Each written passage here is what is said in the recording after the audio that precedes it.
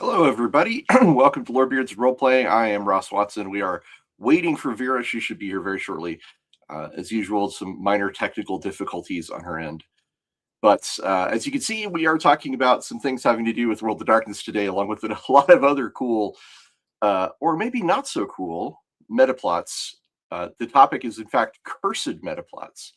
And I'm kind of excited to get into it because back in the 90s, 30 years ago, metaplots were the rage. They were all over the place, and it's gonna be cool to get into it.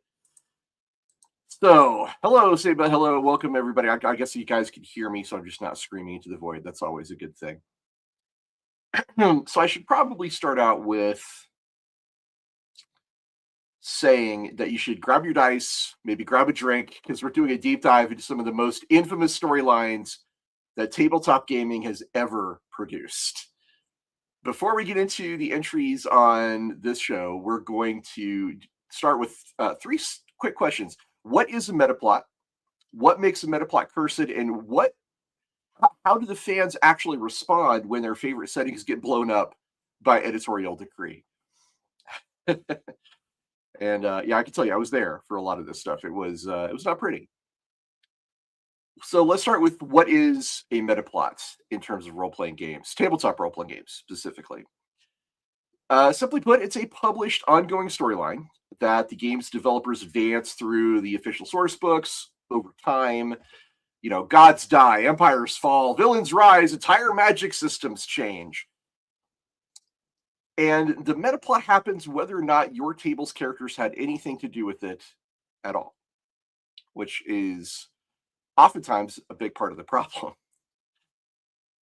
So, unlike a normal campaign where the story unfolds through the play at your table, a metaplot is baked into the canon by the publisher. And it's how they keep a shared setting feeling alive across years of releases. They give every table a sense that the world is moving together. Everyone's moving together, moving forward, moving along some sort of path. And when it's done well, it's pretty great. Everyone anticipates the next release and they want to see what happens next. But done poorly, well, guess what? It's a freight train that runs straight through your campaign, whether you want it to or not. And usually you're going to be there to witness the train wreck. So what are the aspects that makes a metaplot cursed? Well, tonight we're going to see a few recurring flavors of curse. Sometimes it's a company blowing up a beloved lore just to force a system change and other things. But hey, let's bring in Vera. Hey. Hello, hi. Hope you're well. Welcome. Hi. Good. I was just getting into the. I've already defined what a metaplot is, and I was about to get into what makes a metaplot cursed. I've been doing a little bit of technical battling today. But first, we should introduce ourselves because we are metaplot enjoyers and also train wreck observers. I think both of us in our time. I will start, and I guess you would like to come in after that. Would that be all right? I seem to have no audio now. Yay! Hang on. All right. Well, Uh-oh. No problem. We'll let you fix your issues while I. One moment. Excuse me. All right. Just, you know what? Metaplots are a lot like Vera's technical issues. They happen whether you like them or not. And sometimes they're good and sometimes they're not so good. So where was Aha. There she's back. Hi. Hello. I'm healed. I've done it. Yay. So, why don't you introduce yourself, Vera? Who are you? Yes, hello. I'm Vera. I'm a sort of technologically advanced creature. I'm a writer for the Warhammer Fantasy RPGs. I am a thing maker online. I design games. I write for games. I make stuff and do things. Hello. Hello, everybody. I'm Ross Watson. I am a game designer and author. I have written over 100 different role-playing game products, including my highlights are probably most of the Warhammer 40k role-playing game line. I designed Wrath and Glory. I designed Rogue Trader, Deathwatch. I was in charge of Dark Heresy for a long time. I was a designer on Torg Eternity and lead developer for Savage Worlds Rifts and many more. I have seen my share of metaplots because I don't know about you, Vera, but I was doing a lot of gaming back in the 90s. And in the 90s is when the metaplots really came into their fore. I was not. Good, you missed a bunch of the stuff we're going to talk about today. I'm excited to discuss it though. Count your lucky stars in some of these cases. So what makes a metaplot cursed? Sometimes it is, like I said, a company that blows up the lore just to force a system change. Sometimes it's killing off a lot of characters that you love, or doing damage to the setting that was basically like editorial busy work in some cases. And sometimes it's a villain who gets protected by editorial fiat instead of earning survival in actual play, which breaks the basic premise that your player choices matter. And that's a big problem. Yeah, like a meta plot is meant to make the world feel more alive, as if the setting of your tabletop game is something that evolves over time and has its own soul separate from what happens at the table, which is great for engagement, can make things really interesting, unless it evolves in a direction that everyone hates. We're going to talk about some hate, including a guy who's named Hates, which is pretty fun. Sometimes a cursed metaplot actually just is a bit of tonal whiplash or tonal betrayal, maybe even more.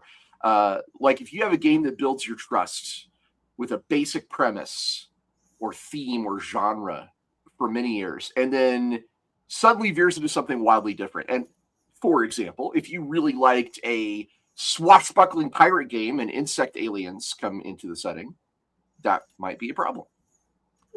Or body horror nanites crashing your cyberpunk game. Sometimes the curse can even be very quiet. It can be a storyline that just very slowly undercuts all the philosophy that your setting is built on, and resolves careful ambiguity into one correct answer that nobody asked for. And we've got examples of all of those tonight.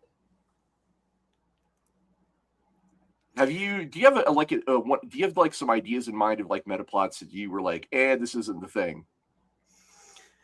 Well, one that weaves to mind right away is the Spell Plague. Yes, from Ori. The Spell Plague is on the list. We're going to talk about that one. We have a whole episode on the Forgotten Realms, if you want to go check out that one, where we talk about like what the Forgotten Realms is. And there's a couple of Forgotten Realms metaplots that we will be covering today, because one of the very first big metaplots in gaming comes from the Forgotten Realms. Yeah, and as a former vampire LARPer, I think of the Gehenna War as well. Which was controversial for players Clan Ravnos specifically, because I'm gonna want you to tell that story for sure. We have a whole section set aside for World of Darkness, as you can see. So here's the part that makes this subject like genuinely interesting to me, is that the fan reactions to these curses are not one size fits all. They are, sometimes the storylines get the fans so angry that the company walks it back. And we'll talk about entire novel series that were written specifically to undo a previous edition's damage. There's a Shadowrun storyline that got so much backlash. The developers just launched everybody that offended everyone into space and called it a day. Which, that's a fun one to talk about. And then other cursed storylines just kind of get ignored. They just stop mentioning the controversial thing. And they hope everyone will move on, just leaving all the plot threads dangling forever. And then there are a few that just get outright retconned. Later editions rewrite the history books entirely. And then there's also a very fascinating subset where some of the metaplots were accepted, maybe wearily, maybe warily. But there's even one that I think is really great that fans came to love ironically. It was just so gloriously over the top. This is the dumbest, greatest thing this game ever did, that became the actual consensus. Yeah, like inevitably when you make a big change in the setting, some people will be excited and others might not. And then fan reception shapes the community reception, because the most excitable people will inevitably affect their play groups and so on, and opinions will spread. One thing I think we should not cover on this episode is the Warhammer to Age of Sigmar conversion. I agree. And that's because, okay, Vera and I are both experts on Warhammer. We have both written for Warhammer. We are subject matter experts in Warhammer lore. But this channel happens to have two guys who are lore masters. In fact, lore master is one of their names. Andy and lore master Sotek. Those are the two guys you want to go talk to about that specific thing, because they are going to have a much greater grasp on it than Vera and I will. So just to warn you, we're not talking about that one. Also, as someone who's actively playing around in the fantasy setting immediately prior to the canonical end times, I don't want to. Yeah, I mean, for me, it's definitely a case of other people can do it better, and that's why I just want to let that go. All right, so let's get into it. The first thing I think we should talk about is one of the very first metaplots in gaming, and that is the Time of Troubles for the Forgotten Realms. Are you familiar with the Time of Troubles? I know it was a troubling time. I know that it involved a lot of deities walking around in person. So you had a lot of deity deaths, a lot of deities interact with mortals, a lot of ascensions, a lot of the pantheon changed. It was a major narrative shift because they were rewriting the pantheon. Yeah, and I think it's important to talk about this before we get to the trade wrecks, because this is the one metaplot that kind of stuck the landing. And okay, picture this: the gods of Faerun, the gods of the Forgotten Realms, they get evicted from heaven and they are forced to walk around Toril, the world of the Forgotten Realms, in their mortal bodies, and they die and they ascend and they rewrite the pantheon along the way. We're covering this one first because it's kind of the gold standard. It's like every other entry on this show's list gets very unfavorably compared to this. So keep it in your back pocket. This is the control group. This is how Metaplot should be done. And so Ao, or AO, however you want to pronounce it. He's probably AO, right? Like Alpha and Omega. I've heard both. Yeah, AO makes sense to me, but I've heard both. AO is the overgod of the Forgotten Realms, and he banished the entire pantheon of the Faerunian deities from their divine realms and forced them to walk around Toril as mortal avatars, stripped of most of their power. This was punishment because two gods stole things called the Tablets of Fate, and several gods died permanently. Others ascended to fill their vacant positions, and the pantheon was substantially reshuffled by the whole event's end. It's widely regarded as a fairly well executed and successful edition transition metaplot, because this was the transition between AD&D or second edition, if you will, second edition into third.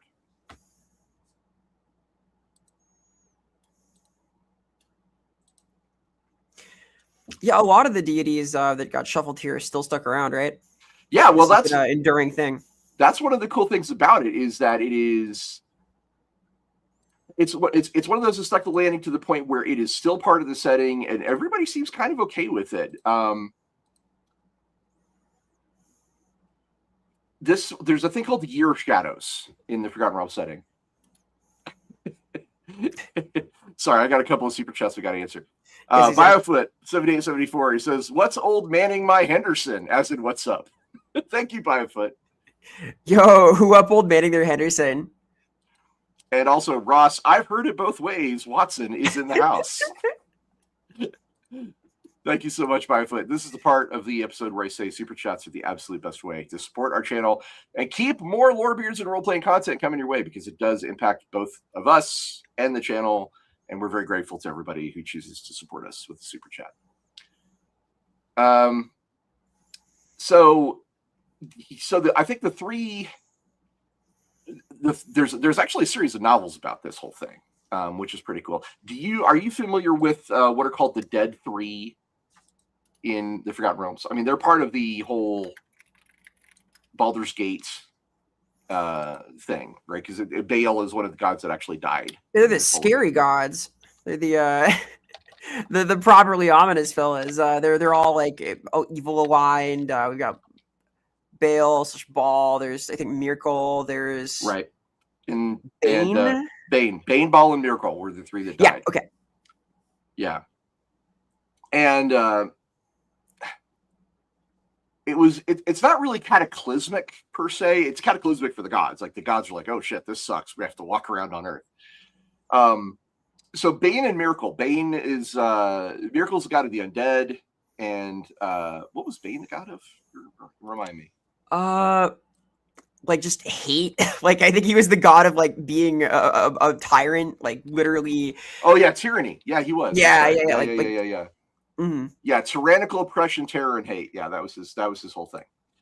So Bane and Miracle, they stole these things called the Tablets of Fate, and these are sacred artifacts that govern the balance of the multiverse. And this theft triggered the wrath of the AO. He was like, "Everybody sucks. I'm sending you all back down to the world." Helm is the only god who remained divine, and Helm was like put in charge of making sure nobody got back to the divine realm. So Helm's like out there going, "You shall not pass," to all of the other gods trying to get back. Yeah, bouncing. So let's see here. Maestro was killed by Helm, I should say. Maestro, the god of magery, god of magic. Actually, she's the god of magic. Azuth is the god of magery. It gets weird in the Forgotten Realms. So Maestro dies, which is not the first time you're going to hear this on this particular show. She's killed by Helm, and then this mortal woman named Midnight. She was a wizard. She rose to take Maestro's place, and basically became the new Maestra.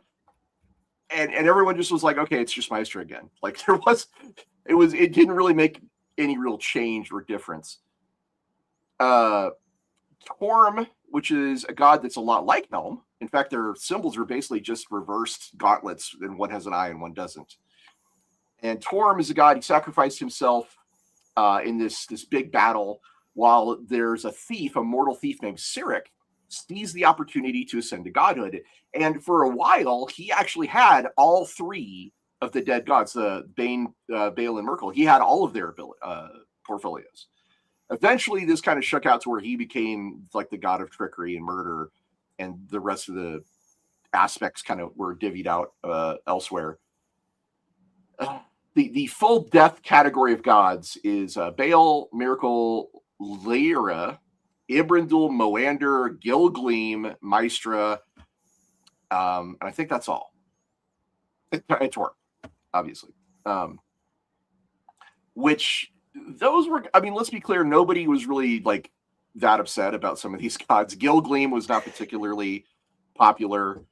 Lyra was kind of in a weird space because she was the goddess of things that a lot of other gods were part of. Brandel, nobody worshipped Brandel, and Moander was like a weird god of decay that kind of occupied the same space as Miracle in some weird ways.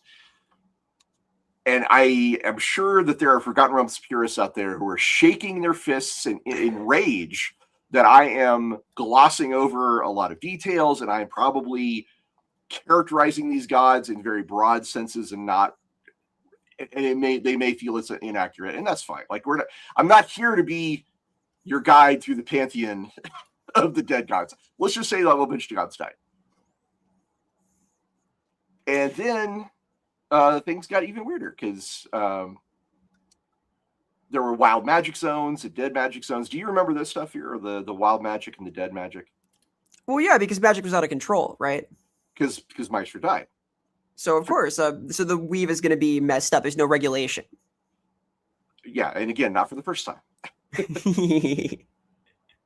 So wild magic zones is where spellcasting behaves very impredictably and or failed. And dead magic zones were just where no magic worked at all. There was a lot of political chaos as well. The ancient empire of Netheril returned during this period. Netheril's a pretty cool ancient empire in the Forgotten Realms. They had like flying cities and like crazy powerful magic. Like they were tampering around with time and reality with magic. Byfoot points out it was also the rise of psionics. a lot of these metaplots are excuses to change how the mechanics work. Hence the meta part. Yes. Let's see here. This began a part of what's called the Era of Upheaval, and it was a turbulent period that lasted for quite a while until we get to yet another entry on our list. But what's notable here is that Cyric and Midnight becoming Maestra, and then Kalemvor also ascending to become a god. He became the god of the dead. I think he took Miracle's place, I believe. And he's like he's a lot more like chill. Like I'm a judge of the dead. I'm not actually out there like raising whole bunches of hordes of undead kind of god. Because he was like a fairly like good aligned adventurer. He was like a ranger. So you had Kalemvor, Maestra, and Cyric. They were just adventurers. Cyric was a thief, Maestra was a mage, and then all three of them became gods, and they arose to take the place of the ones that had been left behind. I think that part of the goal was that the idea of that adventurers could become gods was kind of a callback to the old Immortals box set from basic D&D, and also like a cool lure of like, come play the Forgotten Realms, and maybe you could become a god someday.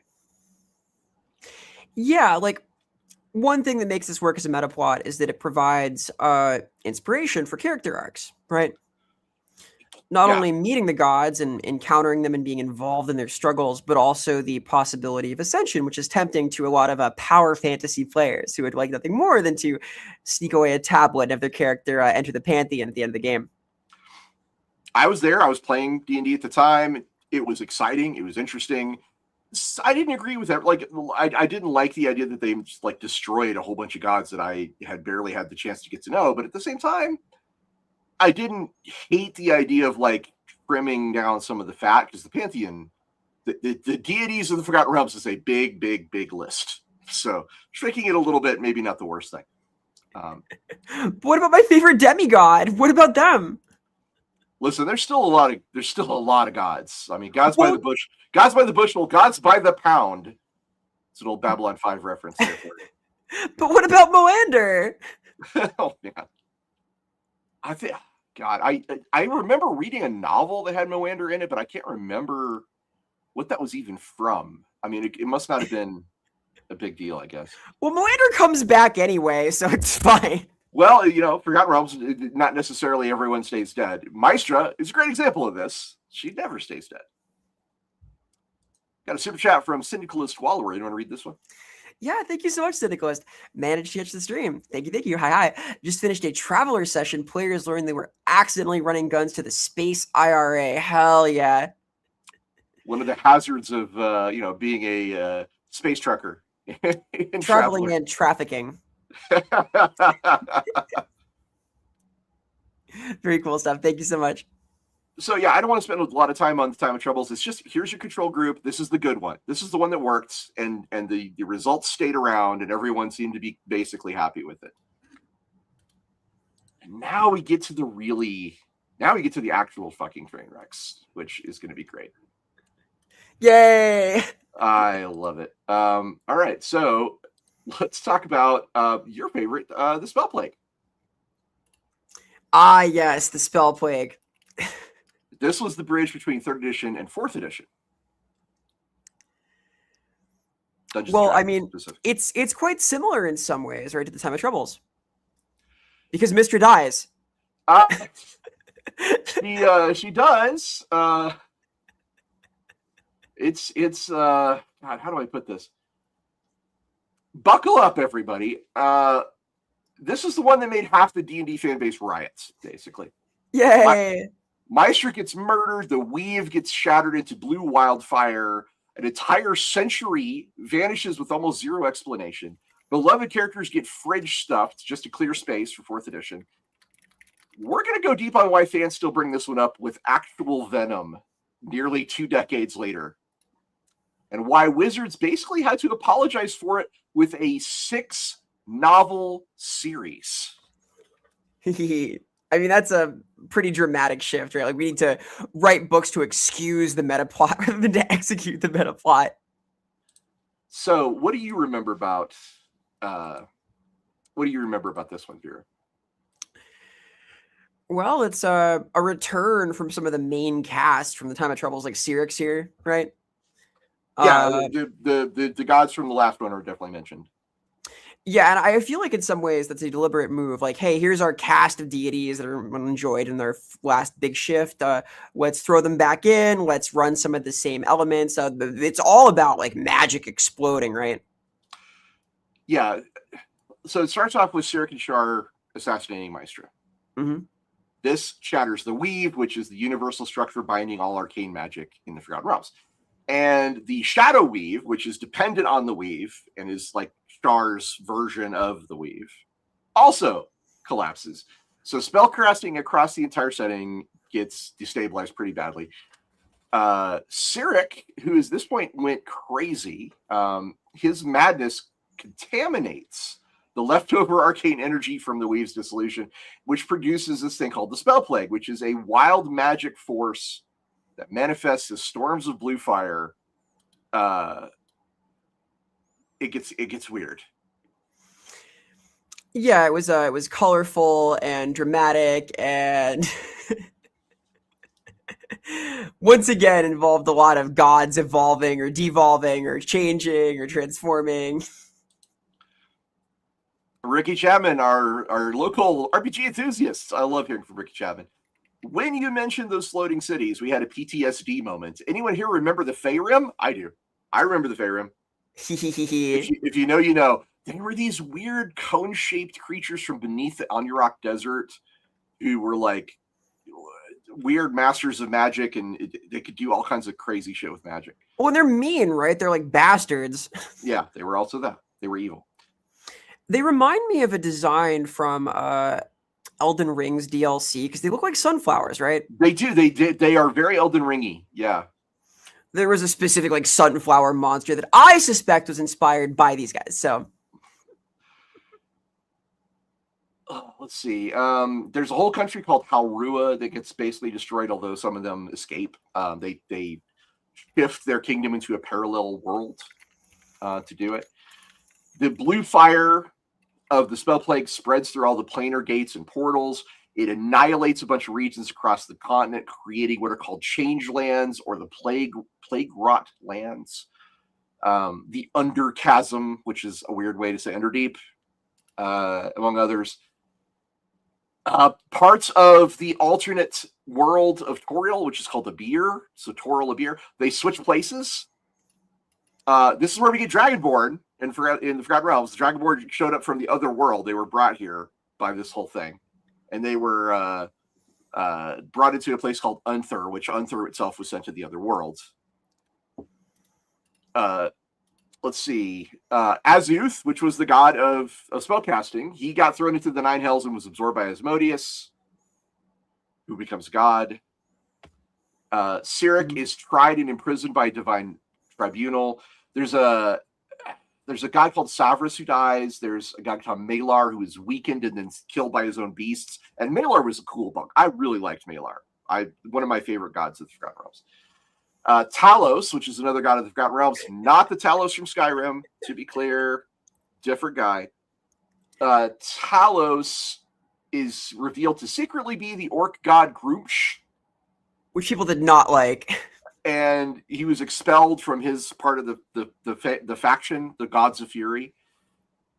I mean, I just there's so much bullshit.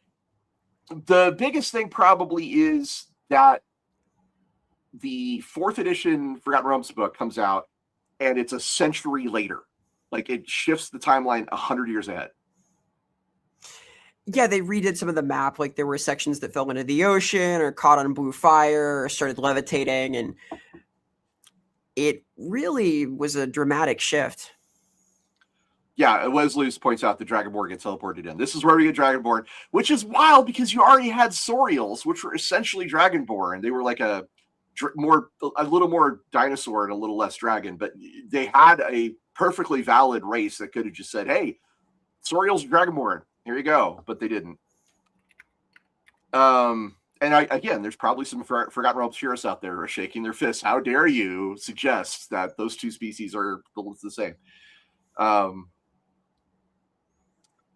Anyway,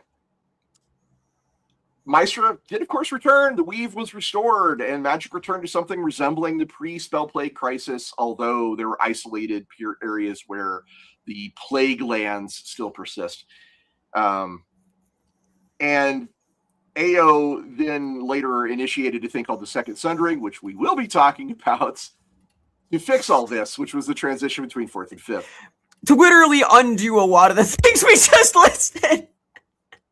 I mean, okay.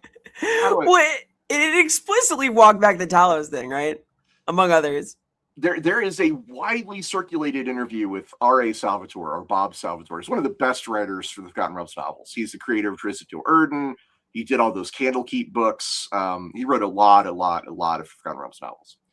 And Bob Salvatore had an interview where he was talking with Ed Greenwood, and they learned about the spell plague. And the specific quote is from Bob Salvatore. He says, Ed looked at me and said, "Bob, what are we going to do?" And I replied, "We're going to have to figure out to resolve this, because in about 5 years, they're going to approach us and say, we got to fix it."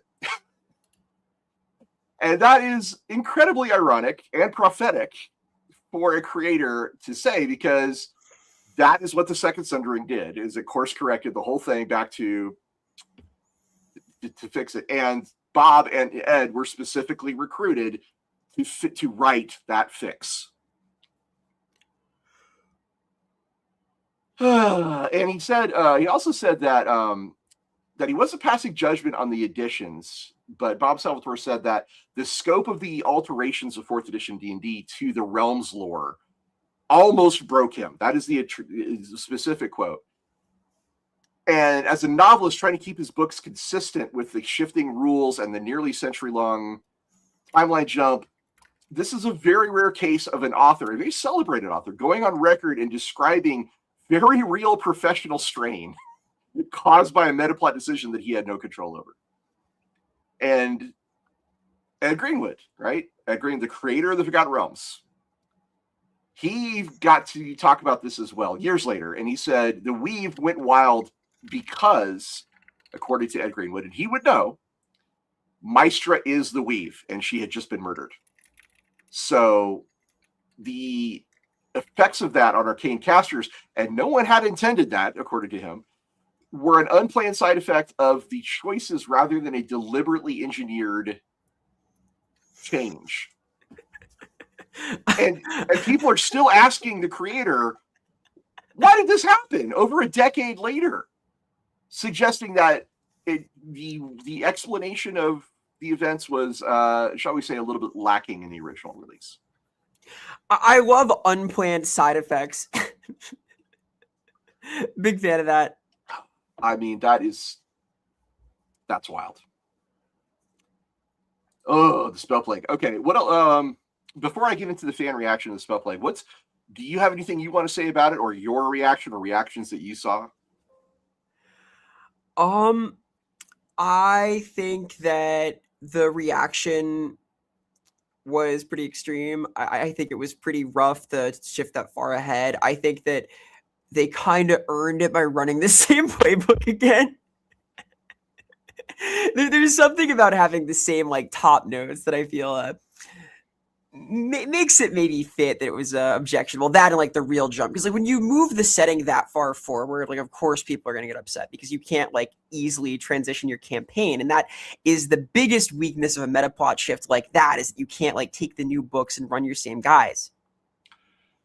Yeah, the first thing we need to talk about in the fan reaction is that time skip, because the single most repeated complaint about it is that Wizards of the Coast provided nothing, like almost no supporting material at all to discuss what happened. They're just like tidbits and guesswork about what happened to the nations and the characters and the plot threads that had been going on throughout that gap. Well, and the gap is so extreme, there's just no way to preserve your party. Like, what do you do? The Candlekeep forums, if you're familiar with the Candlekeep forums, this is where a lot of Forgotten Realms lore guys go. Big props to the Candlekeep forums. They were expressing, shall we say, some frustration with the rollouts. And there are posts on that forum describing the change as ruining the whole setting without adequate explanation. Nerds, I should point out, famously love change. We embrace it. We love change. When something changes, we all come together and go, hooray! Can you hear the sarcasm in my voice? So true, so true. Here's one. Would you like to read this one? Yeah, Ricky Chapman, thank you so much. We love that our boy Dagathoth just left the universe during the spell plague and came back during the second Sundering. Wise. Yeah, good moves, honestly. Yeah, just skip it.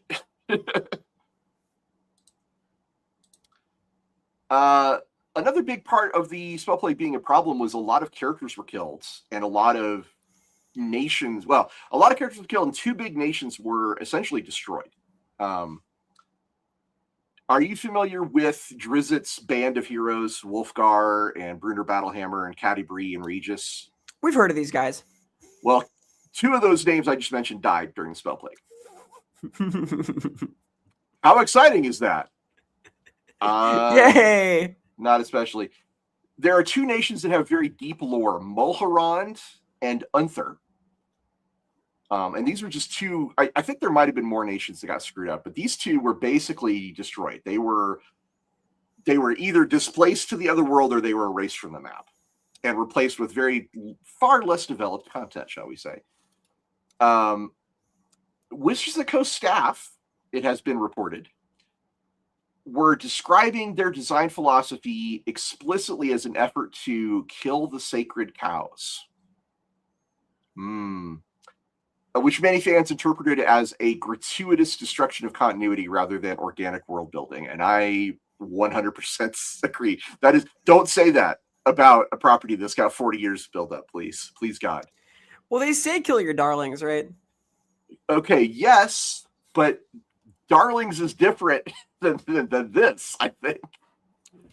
I don't know. All sorts of things could be darling. This is a question. Wait, sorry. I'm going to get back to that. Sorry. This one is a comment from Mad Wernick.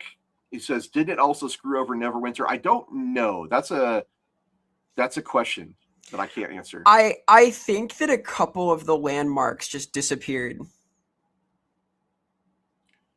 Like there were elements of Neverwinter that just got like messed. Like some of the like floating landscape happened there, and like some of the iconic buildings were just no more because I guess you're not allowed to have those now.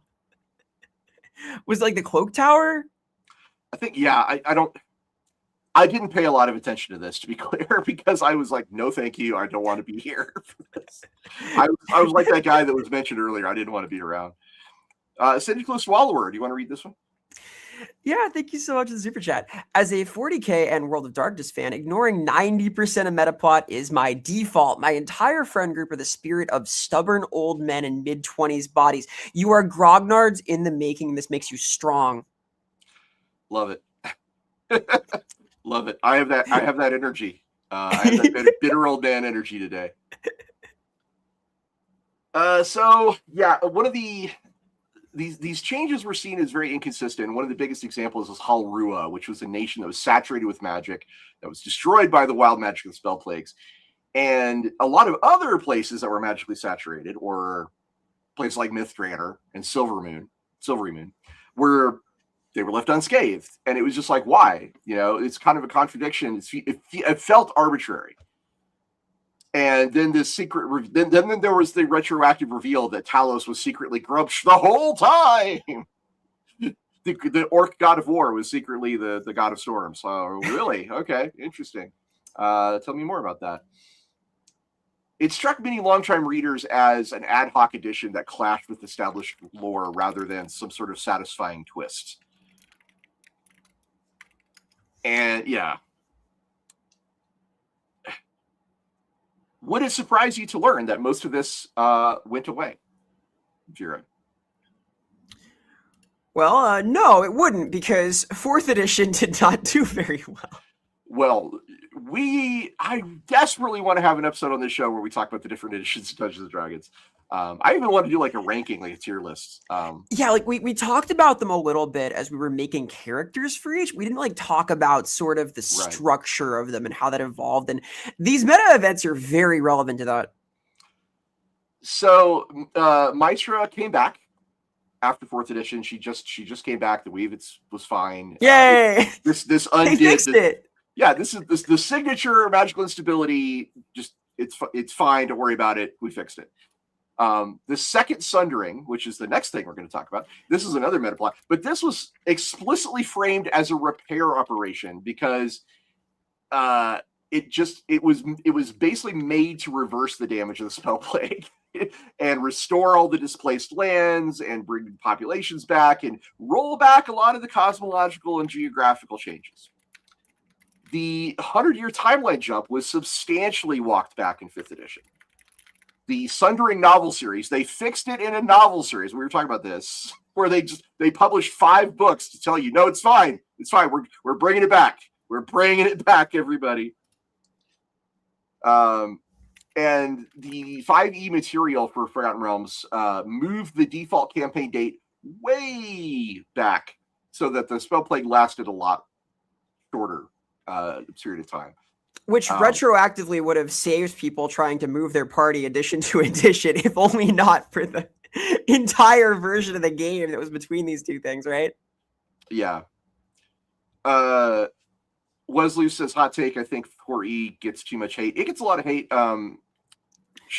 We're going to cover it. The short version is every edition of Dungeons & Dragons has its strengths and weaknesses. Every single one. Yeah, 4E does a lot mechanically that is inspired, like brilliant inspired, but it was managed in this kind of way that made it hard narratively, and there were a couple of verisimilitude issues. Oh my god, I said the thing, and hey, we'll get into that. Title drop. Some of the killed off characters were restored via in-fiction contrivances. Members, the Drizzt companions, Category Regis, they were brought back through resurrection or similar devices. This kind of undercut the permanence of the spell plague, and the whole thing about Azuth and Talos. Oh, you're shrinking. Look at you. Oh, one second. You're descending into the underworld. I'm gonna do a quick task. So Grumsh and Talos and Asmodeus and Azuth, those two things, basically they have not touch them again, and it seems like an intentional, like, we're just not going to go there for a while, making them these isolated, abandoned plot threads, which not a terrible way to handle it because those are really crazy, weird decisions. And the current design of 5th edition and 5.5, they treat the spell plague as historical background, not active canon. It's done. We're over. That's in the past. We're the new hotness. That's old and busted. Don't worry about it. Which is probably one of the best ways to go. And the spell plague today is basically an event that fans and DMs can just sort of reference and ignore rather than some sort of active, unresolved metaplot. Which is resolution achieved specifically because so much of the damage was reversed right after 4th edition ended. And that itself has also become a criticism. It's like, why did you do this only to undo it? There you go. That's the spell plague, everybody. What a riot. You like Blue Fire, Ross? What? You like Blue Fire? Yeah, do you like Blue Fire? Honestly, yeah, it's kind of cool. Blue Fire. Okay, so that was the spell plague. Now let's start with the second Sundering. This is an apology. This is Wizards' Mea Culpa arc. This is after the spell plague left the realms in ashes. 6 novelists, including Ed Greenwood, they teamed up. They essentially hit the big undo button. And we're talking, this is where we talk about what it means when a company spends years walking back their bold new direction. And whether that's a redemption story or just proof that the first swing should never have happened. And I'm going to say it probably should never have happened. Are you familiar with the second Sundering? Yeah, I mean, this was sort of recent, right?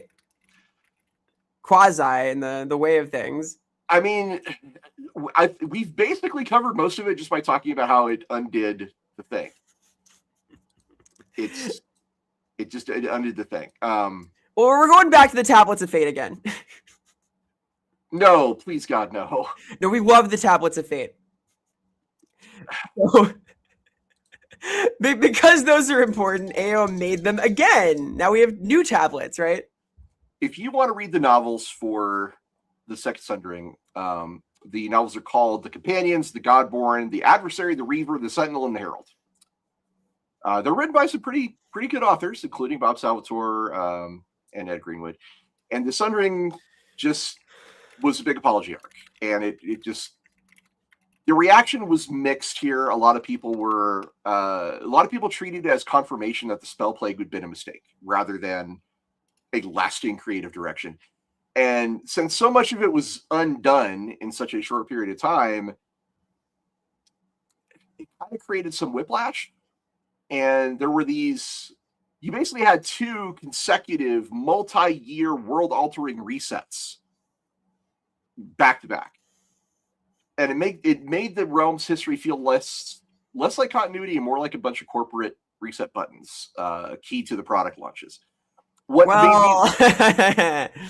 made me laugh out loud is that this was the period where when they launched the Second Sundering was right before they launched 5th edition.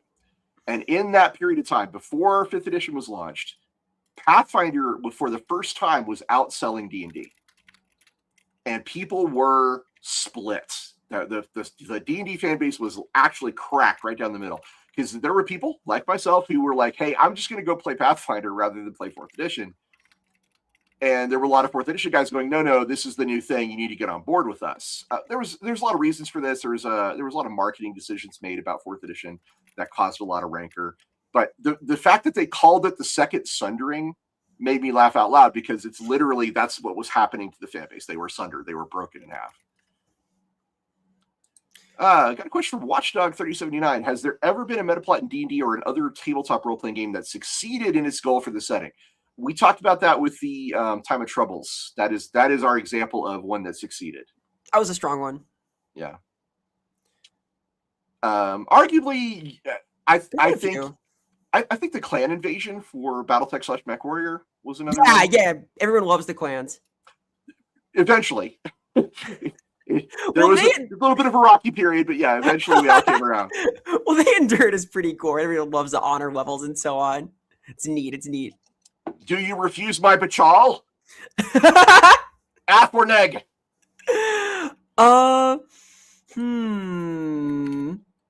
With what forces do you defend this episode? All right, we got one from Syndicalist Wallower. Would you like to read this one? Yeah, Syndicalist asks, a beef that I have with high fantasy, how do you kill D&D characters?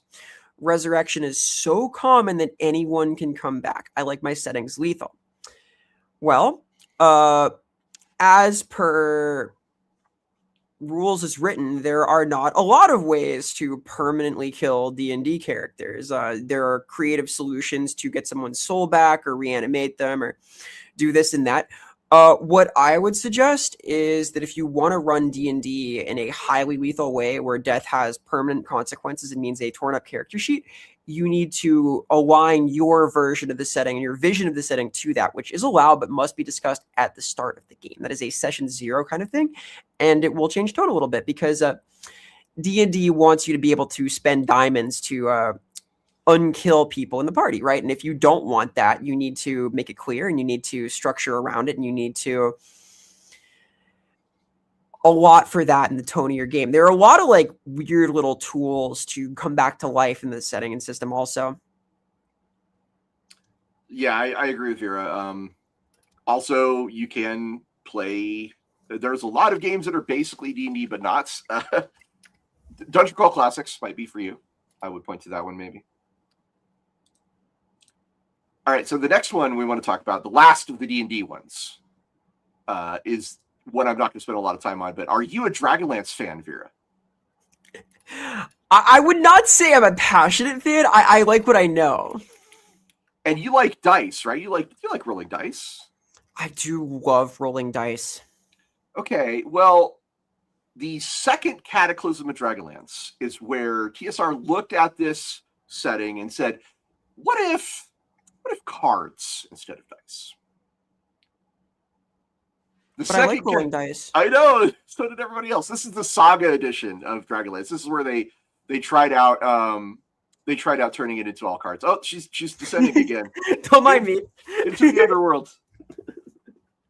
The second cataclysm of Dragonlance. Once again, we have gods vanishing, magic disappearing, evil dragon overlords taking over the world, and the whole thing runs on a diceless fate deck system. Congratulations. Thanks, I hate it, was the answer I gave to this when it came out. We will get into the wild pivot from AD&D to Saga, the commercial faceplant that followed, and the delicious twist where the original creators, Tracy Hickman and Margaret Weiss, came back years later to reveal that the ending was actually a lie the whole time. Wow. I know. It's so great. Cool. It's so great. Okay. This is what's called the fifth age of Dragonlance. It ended the classic Dragonlance era, which was beloved. I will be honest, if you were playing D&D in the 80s, you loved Dragonlance. Dragonlance was cool as shit. It was the first time that we had like actual novels about characters, and it was written pretty well, and it told some really great stories and had some really great characters in it. But then we get Fifth Age. This comes around in 1996. It's a box set. This is right basically the end of TSR. Like TSR would only last a couple of years after this. It literally killed TSR. No. The book trade killed TSR. We can talk about that. But there was this thing called the Chaos War, which was described in a trilogy of books called the Dragons of Summer Flame. It wasn't really that exciting. The gods abandoned Krynn, and clerical magic vanished, which is a problem because guess what the original Dragonlance was all about? The gods returning to Krynn and clerical magic returning. So, hey, I hope you enjoyed that for the 10 years you had it. We're yanking the rug out from underneath you. The world's magic system was reworked. The evil dragon overlord seized control of most of the continent 30 years after the first cataclysm. And humans became the setting's dominant force. This was a huge backlash from Dragonlance fans. And actually the first one. Like, Dragonlance fans were pretty forgiving. They put up with a lot. They put up with time travel. They put up with a lot. But the Fifth Age line comes along and does three big things. It's a guess what? It's a time jump, a 30-year time skip. Note to future Metaplot developers: be very careful with your time skips because this is happening a lot. FYI. The gods and the magic disappeared, and a total system change to a card-driven engine with no dice. All three of these things happened, and this was all developed without any creative input from the original creators. Margaret Weiss, Tracy Hickman were like, okay. They were actually working on a new trilogy. They were in mid-developments when all of this stuff came down. And yeah, some people were like, hey, we're moving the setting forward. We're doing something new. It's a story-rich territory. And everybody else is like, yeah, that's the problem. Mm-hmm. Because it betrayed the tone and the status quo that had been built up. Now, the Dragonlance came out like 12 years ago, prior to this moment. And in those 12 years, it was this grand story of heroes and the gods returning and clerics getting their magic back and like reclaiming the earth from the evil dragon overlords, or reclaiming Krynn, the world of Krynn, not Earth. It was basically like, yeah, everything you worked so hard for, we're just going to take it away. Congrats. Commercially, this reaction proved very, very costly. Fifth edition deeply underperformed. It is not the reason that TSR died, but it is literally one of the reasons. The book trade. It was the book trade. We'll have to get into that. Guess you could say they were dealt a bit hand. Oh, nice. I see it. Well done. I get one a week. Wizards of the Coast picked up TSR like right after this. This was their last. This was the last gasp of TSR Dragonlance, and everybody was like, probably a good idea. By the way, Saga would come back in Star Wars. By the way, but yeah, they did. They decided to not use cards. Are we ready to talk about some World of Darkness? Oh God. Oh, here it comes. Here comes one of my favorite things to discuss when it comes to Metaplots. All right, ladies and gentlemen, I would like to present to you the goats of cursed Metaplot NPCs. A jealous, non-werewolf human murders his way into becoming a werewolf, then a vampire, then a ghoul, then a mage. He accumulates power across 4 different game lines like some sort of weird Frankenstein Pokemon master. And this is where we're going to talk about, like, just imagine yourselves around a campfire and someone's telling a scary ghost story about a guy called Samuel Tate and his ridiculous death. Because my friends, this man's soul ends up as an ashtray. An ashtray. That is his final fate. Are you familiar with this guy at all? Well, yeah, like he's the guy. He's infamous. He shows up in some books. He's like the ultimate badass, I guess. He has a distinct look. He is not the ultimate badass. Oh, he's called the ultimate badass. I mean, there are people that think so, but I no. I don't. He's the ultimate badass. Please, God, no. You got to be really bad to become an ashtray. All right, so I will summarize this very briefly, but there is a reaction that I want to talk about first. The actual writers of Mage the Ascension said that Samuel Haight was intentional comedy. Yeah. He's a Gary Stu. He's everything. Yeah, they built him as a meme, like a Chuck Norris of the World of Darkness. The ultimate badass. Yeah. God, every time you say that, a little piece of me dies.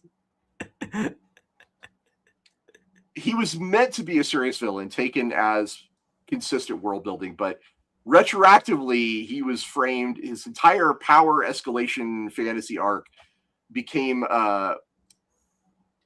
it was intended. It's like trying to build an edgelord isekai, right? Like you want a dangerous, well plotted threat. You want someone to be taken seriously. But it's weird that you have this guy that's written that way, and then the actual creative team is like, no, we were just screwing with you the whole time.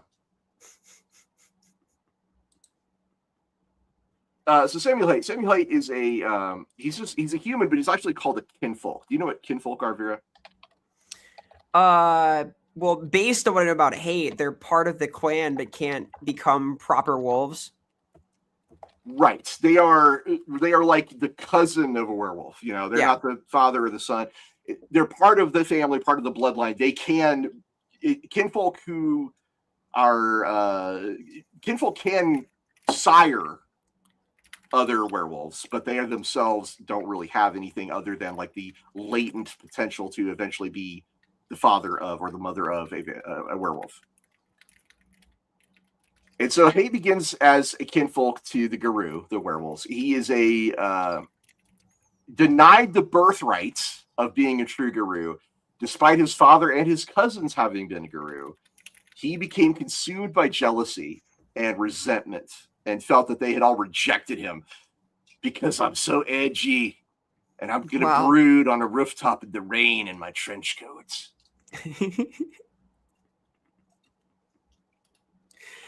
Yeah, and then like he gets like a series of weird trials and adventures to go on, right? To amass power. Yeah, he decided that he was going to become a hunter of supernatural creatures. He started out by killing vampires and then drinking their blood to become a ghoul. He murdered a Tremere clan warlock. So Tremere clan are they're the vampires who use like magic. And then used that to learn the blood sorcery called thaumaturgy. So now he's kinfolk who's now a ghoul, and now he's gotten blood magic. And then he travels internationally, goes to India, he studies occult secrets, he hunts down supernatural beings, will try and find a way to become a werewolf himself. And then he figures it out. And he gets there. Well, yeah, but he gets there in a weird way. There's a thing called the ritual of sacred rebirth, and he had to kill 5 werewolves, skin them, and then wear their flayed flesh on his body. This took him about 5 years to do, and then he performs a ritual and then becomes a werewolf. And he's like, hooray, I'm finally a werewolf.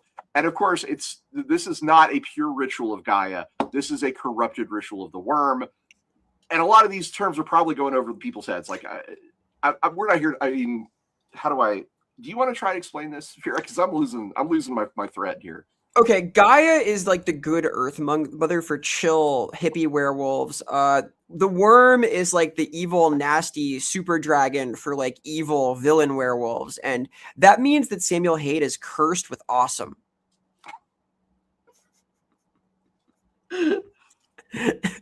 Because your edgy player in werewolf will always gravitate toward worm tainted stuff.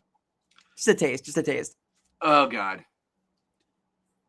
So this was really bad because Haight became mandated as a villain who could not be killed. Like every time he appeared in the books, they would give him stats to say you can't kill him.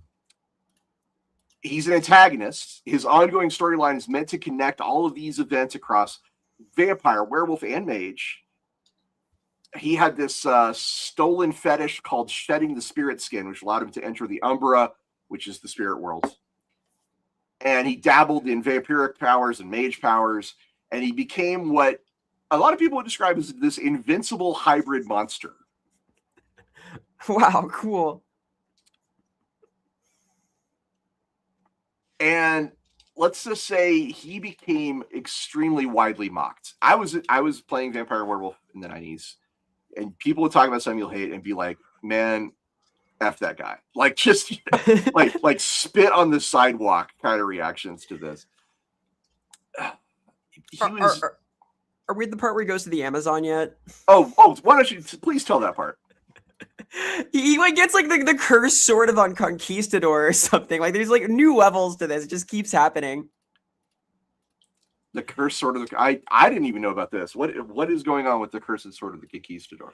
No, he like one of his things is that like he goes I think this is after he becomes both a ghoul and a werewolf at the same time. He gets like a magic. This is how he becomes a mage. That's what it is. Oh, is that okay? Yeah, because he's going to El Dorado now because he needs to. He needs a new source of power to unfuck the like worm situation he's put himself in by acquiring his new source of power. So he gets cursed with awesome again. So, oh no, I have a magic sword that's cursed. Oh no, how terrible! Blows me. God. All right, so his downfall. Are you ready to talk about his downfall? This is widely celebrated, by the way, amongst old World of Darkness fans. His downfall comes after he attempts to awaken a powerful, ancient, demonic vampire. But this plan, very ambitious plan, led to his spirit being captured following his death. And once he died, he became a Wraith. Wraith was a game that had just come out. And the ruling authority of the afterlife, the thing called the Shadowlands, they decided to put his soul to a menial use. His spirit was forged by a soul forger into a small, delicately worked jade ashtray, which now sits on the desk of a functionary in their afterworld governments. Imagine the waiting room in Beetlejuice, and the ashtray is the soul of this poor fucker. This is a severely pointed insult in Wraith lore, because being turned into an ashtray signals that your total worth, the sum of your life, is something very trivial, and that true worth and importance are those souls are turned into like big things, and they're made by master craftsmen. But this guy was turned into an ashtray where you just put out your cigarettes on his soul. Fans have embraced this ironic, mocking conclusion as the perfect punctuation mark on his absurd, overplotted saga. It's basically poetic justice for a character that many people believed overstayed his welcome across the game lines. So you remember him. Do you remember what the reaction was like to this guy? That he was the ultimate badass. Vera, why do you want to torture me? Why? It's my hobby. Like, he had this... ridiculous look. Like the eye patch and like the Guru charms and like the wild hair. He looked like a Rob Liefeld character. He did. He was very much like a 90s comic book character. Yes. Very good. No, he looked like Cable. A little bit. He was widely regarded as what you guys would call a shitpost character today. He invented shitposting. I mean, this was around the beginning of forum and stuff like that, so possibly. He was compared to over-the-top joke villains from other media, and his name became a warning to other players to avoid building overpowered, edgy, templated characters. Kind of the if Drizzadorn was an absolute joke of a guy, then that's what this guy would be. Oh, wait. Morning to Crescent says, that's not the end. In the Judgment Day book, there's a scene where random detritus from the Shadowlands buffets a character, including an ashtray. Oh, my God. So Samuel Haight lives, kind of. Well, somehow Samuel Haight returned. Oh, no. Oh, sweet Jesus, no. With 300 of his clones.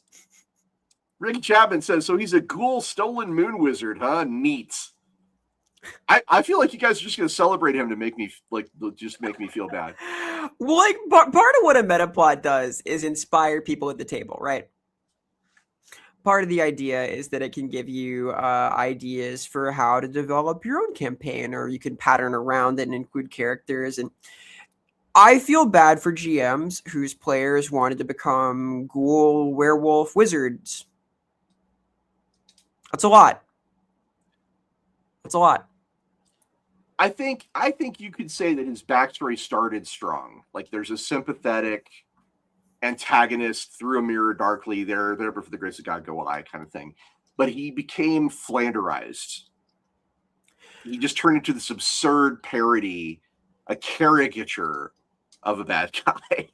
Well, yeah, because like the wannabe guru who has to kill his kin to become some dark reflection of what they are is interesting. That's fine. That would have been cool if if they had just left it at that. I think we would all be like, yeah, that was kind of a neat dude. Right? Great villain. What he needs is a magic sword and blood magic, and he needs to go to the Amazon. He needs to like get in really good with the Camarilla and Oh, sweet Jesus. Yeah, he in my opinion, he is definitely the GOAT of bad metaplot characters. He's so strong. All right. Well, now we I think this is probably where you want to talk about the Gehenna stuff, right? The stuff that you mentioned earlier in the show. Yeah. Now, is Gehenna, isn't that the material that happened right at the end of the Old World of Darkness before the New World of Darkness? Gehenna, it was the setup for New World of Darkness. Okay, so this would be about 2003. Because Gehenna was supposed to be the antediluvians rising up and eating everybody. Who are the antediluvians? What is Gehenna? Oh God. Okay. So welcome to Bible study with Vera Samila. So, so the really, really broad spectrum view of it is that vampire lore is based on the Abrahamic Bible in a lot of ways. And,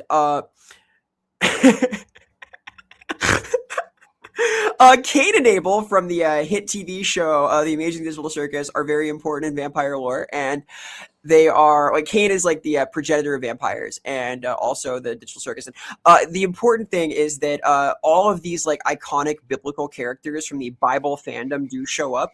The antediluvians survived the deluge, the big flood in the Bible that wiped out the city of Enoch. There's stuff like Lilith, who is also related to like the OG vampires, and they are really, really old because they are from that era of prehistory. They are the archetypal paternal/maternal figures behind the vampire clans. So their traits are inherited and passed down, and they are considered second generation vampires because the first generation is Cain. Got Elemental Exposure says, what's the worst metaplot fail and why is it the end times? Hey, Elemental. Hi.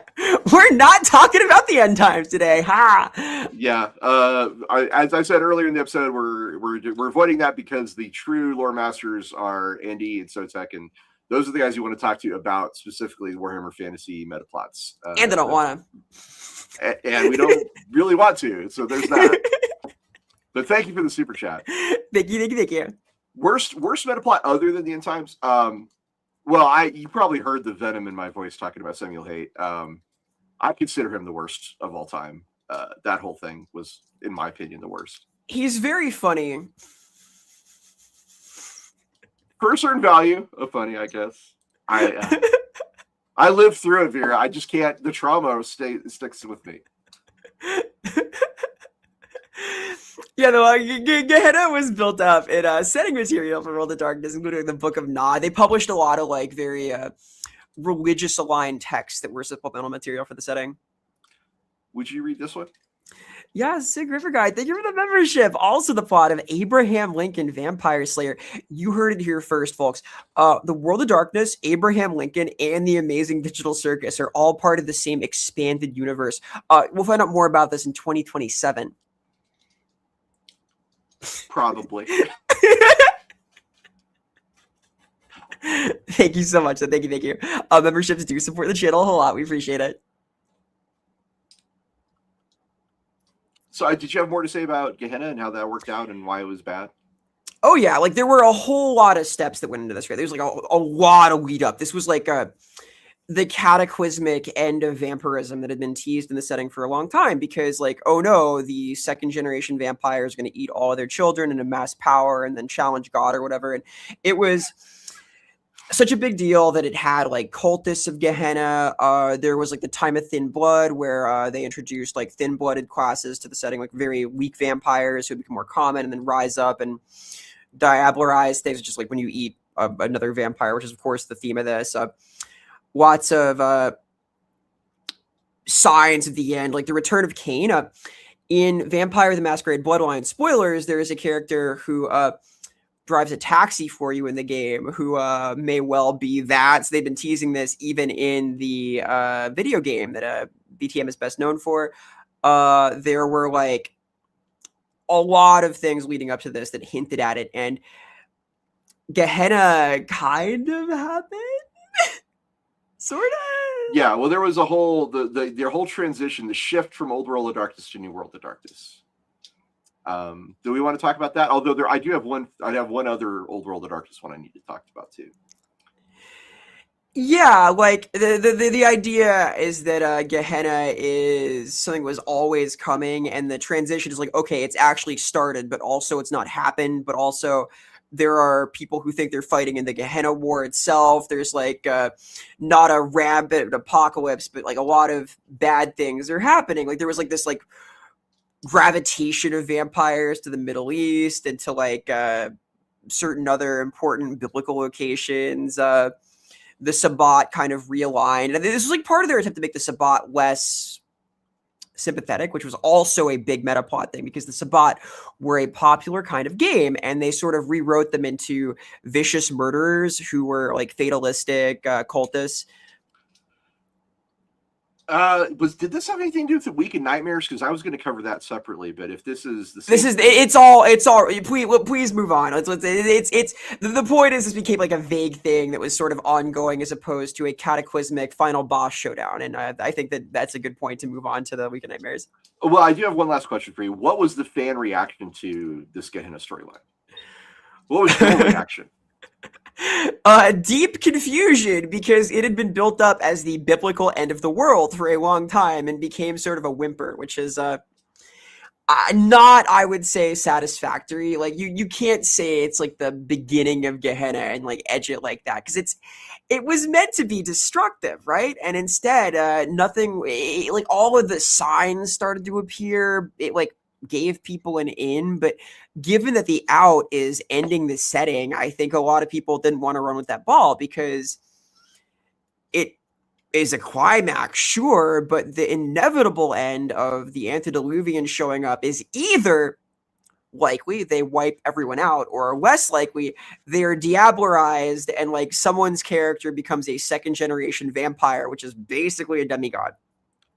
Right. That's those. I think the antediluvians are the second, or are they the third and fourth generations? I think they are specifically second because they're pre-flood. They're like the direct. I think the idea is they are the direct children of Cain. Okay. Interesting. Now, are you ready for the week of nightmares, Vera? They're third. Okay. Because Cain's kids were like Lilith, right? And like, okay. So the second generation died. The third generation of the antediluvians. Thank you, Mornington Crescent. Thank you. Forgive me. It's been a little bit. It's been a few years. Are you familiar with the week of nightmares, Vera? Yes. Why don't you tell us about the week of nightmares? Oh, this one's got everything. The Week of Nightmares is an event from the World of Darkness where you have an ancient vampire god waking up in India. You have ninja monk vampires ambushing him, which is, of course, the Black Hand, right? What are those guys called again? I can't remember. Anyway, the Technocracy, which is this basically the antagonists of the mage setting who are trying to define the world's magic through science, basically. They drop literal nuclear weapons onto the battlefield. There's a psychic death scream that makes an entire vampire clan murder each other for 4 days straight. And funnily enough, this is the one that everyone likes, ironically. This is the dumbest, greatest thing that White Wolf ever published, as they say. And I think you're about to understand why. So, Zarathustra, which was the antediluvian founder of Clan Ravnos. Is this ringing any bells? Yeah, this is where Clan Ravnos had some problems. Right. He awakens in India and instantly devours all the Ravnos in his immediate vicinity. This sends psychic shockwaves across the world and into the spirit realm, and it affects psychics, the insane, anyone touched by the supernatural with nightmares, centered on the demon king Ravana, which is a being, I believe, from Indian myth. Zarathustra then goes into Baghdad and over 2 days calls all his children to him, devours every single one that he finds. The eldest Kuei Jin, which are, I believe, the Chinese vampires. Is that right? Yeah, that sounds right. They attack him directly. They set a trap and so some of them just do nothing, waiting for the right moment. There's this big storm, like a supernatural storm, to block the sunlight and protect everybody fighting so they can continue to fight. The Technocracy does this thing called Code Ragnarok, where they use orbital mirrors to focus sunlight onto the region at first, which is surprisingly like a really good idea. But then they're like, you know what? Forget that. That didn't work. The storm blocked it. So they launch magical neutron bombs onto the battlefield that kill everyone except the people that made the storm. There's demons that show up. I mean, it gets really weird. When they finally kill Zarathustra, his death scream causes all the Ravnos on Earth to feel an uncontrollable bloodlust, and they try to destroy or diablerize other Ravnos. Can you do me a big favor? Who are the Ravnos? What is diablerie? Okay, so the Ravnos are a vampire clan, right? And that means that they are descended from one of these antediluvian folks who as we've discussed, was eating them. But Zarathustra was I guess he was sort of a misdirector. He was a subterfuge fiend. He passed that on to his children because they were known for like illusions and charming and all of these things. And that kind of aligns to his honey trap that he set, where he was calling all of his kids over. But all the clans have like their own specific expertises. Like they're good at things like Bruja are kind of straightforward. The Nosferatu are kind of gross and yucky. There are characteristics that are passed. The Malkavians are insane. In the Ravnos' fit case, they were like known to like tempt fate and kind of take chances, which did not work out for them in this case. But they were diablerized, which is the process through which a vampire consumes sort of the vitae of another vampire, the essence that it binds them to Cain, their strength, their proximalness to the original sin. And that makes you much stronger. And when you consume vampires, you gain strength. The main method to rapidly gain power in VTM is to diablerize vampires of an older generation than you, which is, of course, a thing that can rapidly unbalance games. So there are certain. Isn't diablerie considered like the ultimate crime? Oh yeah, Don't ever like that. Like I think the Camarilla says like don't ever do it. And I think the Sabbat are like no, totally do it. Is that like the difference between? Yeah, because one of them, because like the Camarilla have this like mafia hierarchy that plays at being sort of a nobility, but that is obviously challenged if some upstart managed to eat grandpa and become tougher than the entire cadre of shot callers in your city. So they really don't want that kind of upheaval, and the Sabbat really do, because they are trying to, or were trying to, be sort of rebels against this superstructure and fight for freedom and whatnot, at least as they saw it, which meant they needed all the power they could get. All right, so this is part of the reason why people actually kind of like this event is because it's so absolutely absurdly over the top. All the things we described are just what happens on Earth. There's this massive storm that happens. There's a massive storm that happens in the spirit world. A red star called Anthelios appears in the sky, visible only to be supernatural beings. The technocracy, basically, it's wiped out for the most part, and all the mages get stuck on Earth. They can't leave. The abyssal prison holding the fallen, which are the demons, gets cracked open. This is what leads to Demon the Fallen later on. And a whole bunch of the monster hunters were wiped out. The reaction to this is unusually layered. There is a genuine structural criticism by certain fans, but there's also a really strong current of gleeful, affectionate mockery. Like, this is their MST3K. Like, they're like, it's so bad, it's good, y'all. The biggest complaint is that a player character clan, the Ravnos, was wiped off the map. And this happened largely off screen. This is also one of many antediluvian awakening storylines. But getting rid of a whole faction is kind of a big deal. And I think the question here is whether there was ever a satisfying official in-universe explanation for why the Ravnos, as a people, were how they were supposed to feel about this. Like, I like Ravnos; they're cool. They're kind of badass daredevils. It was sick. See, you are so on the. I'm sure you can sympathize with people going, why? You know, they were too stylish to live or undie or whatever we call it. See, you're in the vibe. You're absolutely in the vibe for the Weekend Nightmares, because people are like, this is so bad, it's good. It's the B movie of Vampire the Masquerade. Well, like it's another example of these antediluvian storylines that don't deliver, because the world didn't end, but it was kind of dire for Ravnos players. Like, what do I do now? My whole clan's gone. That mattered in the Camarilla. This is probably the most. If you were going to describe any of these metaplots as being extra, this is the most extra of the metaplots. Nuclear weapons, ancient Chinese vampire elders, ninja monks, Hindu demon gods, werewolves, technocratics, mages. This all collides with this week-long apocalyptic battle, and this is the most over-the-top World of Darkness metaplot ever. It's not in the same category as the Spellplague. It is cursed not because they think it was badly conceived, but they also think that it's just so wacky and weird that it's kind of interesting and fun. Yeah, it's a heck of a thing, right? Like, it's so bad it's good unless you're Ravnos. So some people do conflate this with the commencement of Gehenna, which is why I brought it up.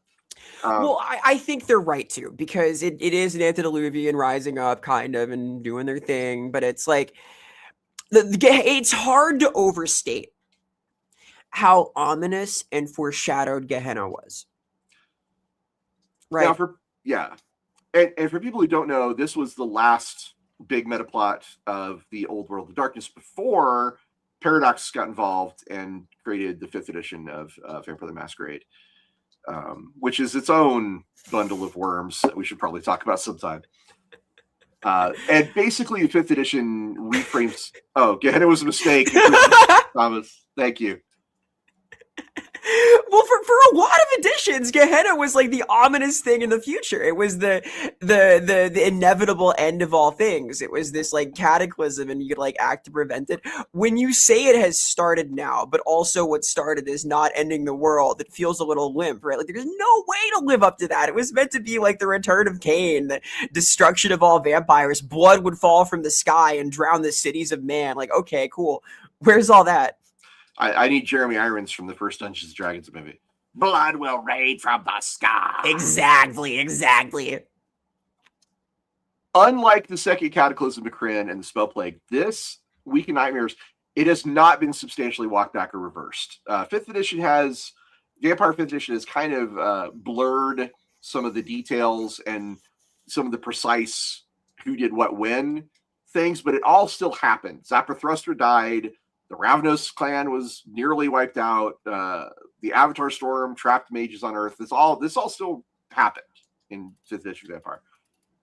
It just frames it slightly differently and makes some of the details more vague. Admittedly, what it did for the Ravnos is kind of interesting because it made them like tricksters that are also sort of unwelcome and unprotected, and it put them on the back foot. The nature of their clan is they're sort of whimsical and like to get one over on people. So them having like very little structure kind of works into that. It's playable. I remember when the Ravnos were introduced, actually. I remember the exact book. This was, they were introduced along with a lot of the kind of weirder clans, like the Lasombra, the Zamichi. Yeah, like they've become one of the clans you need like funny meta points to play at like a lot of LARPs because they are considered an advanced clan. You can't tell people what clan you are a lot of the time. They are sort of rogue agents and often meddlers. Like they don't tend to align with like Camarilla objectives.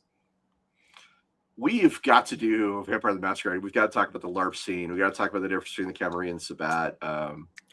Sabbat, my beloved. It's fascinating. It's such a big snapshot of the 90s too. It's so wonderful. Now, is there anything more you'd like to say about the Week of Nightmares before we talk about the end of the old World of Darkness and the beginning of the new? Ugh, what a nightmare. Oh my God, Mornington Crescent. There is still a pretty popular Undying World of Darkness MU scene, MU. My boy, Mornington Crescent. Hey, the knower. I was also a big player of the MU scene. I played a lot of the Mushes, Muxes, Muds, and I think there's at least one other abbreviation. These were all, I think I've mentioned this on the show before, these were all text-based online role play. It was kind of like an MMO where everything was written down instead of shown to you as an actual image. And we did a lot of role playing in the 90s this way. And some of those are still going, including World of Darkness was one of the biggest and most popular genres of that particular style of play. What do you think would happen if you want to bring back an old character? Can you like pull off that, like return from there? No, see, those things are databases, and they tend to like do periodic purges of characters. And oh no, you can't go into the records. No, as far as I'm aware, no. I mean, like there's probably a backup somewhere, but you know, you'd have to be real good friends with like the owner to like even have a shot at it. And most players have either moved on to something else or they just flat out won't remember you, because it's been so long. I mean, maybe Wayback Machine. I don't know. That's funny. That's wild. Get the old lore. Get your photographs of your computer screen. I mean, it would 2010. Believe it or not, there are logs floating around. I could actually find a log of one of my Two Moons characters from the ElfQuest mush I used to play on. and like weird like procedural meetings and shit. It's all it's nothing you guys want to see. Trust me, it's very boring. But yeah, I don't know. I don't some of that know. stuff still exists. And that was a much younger and angrier Ross Watson too. So You see Ross's edgy phase. I had one. I definitely in the 90s I was playing a lot of brooding loners, villains. Oh god, yes. I understand. I'm in my edgy phase right now. Yeah, that was my goth villain era. Was the 90s. Okay, so let's talk about the last thing we want to talk about today is the shift from Old World of Darkness to New World of Darkness.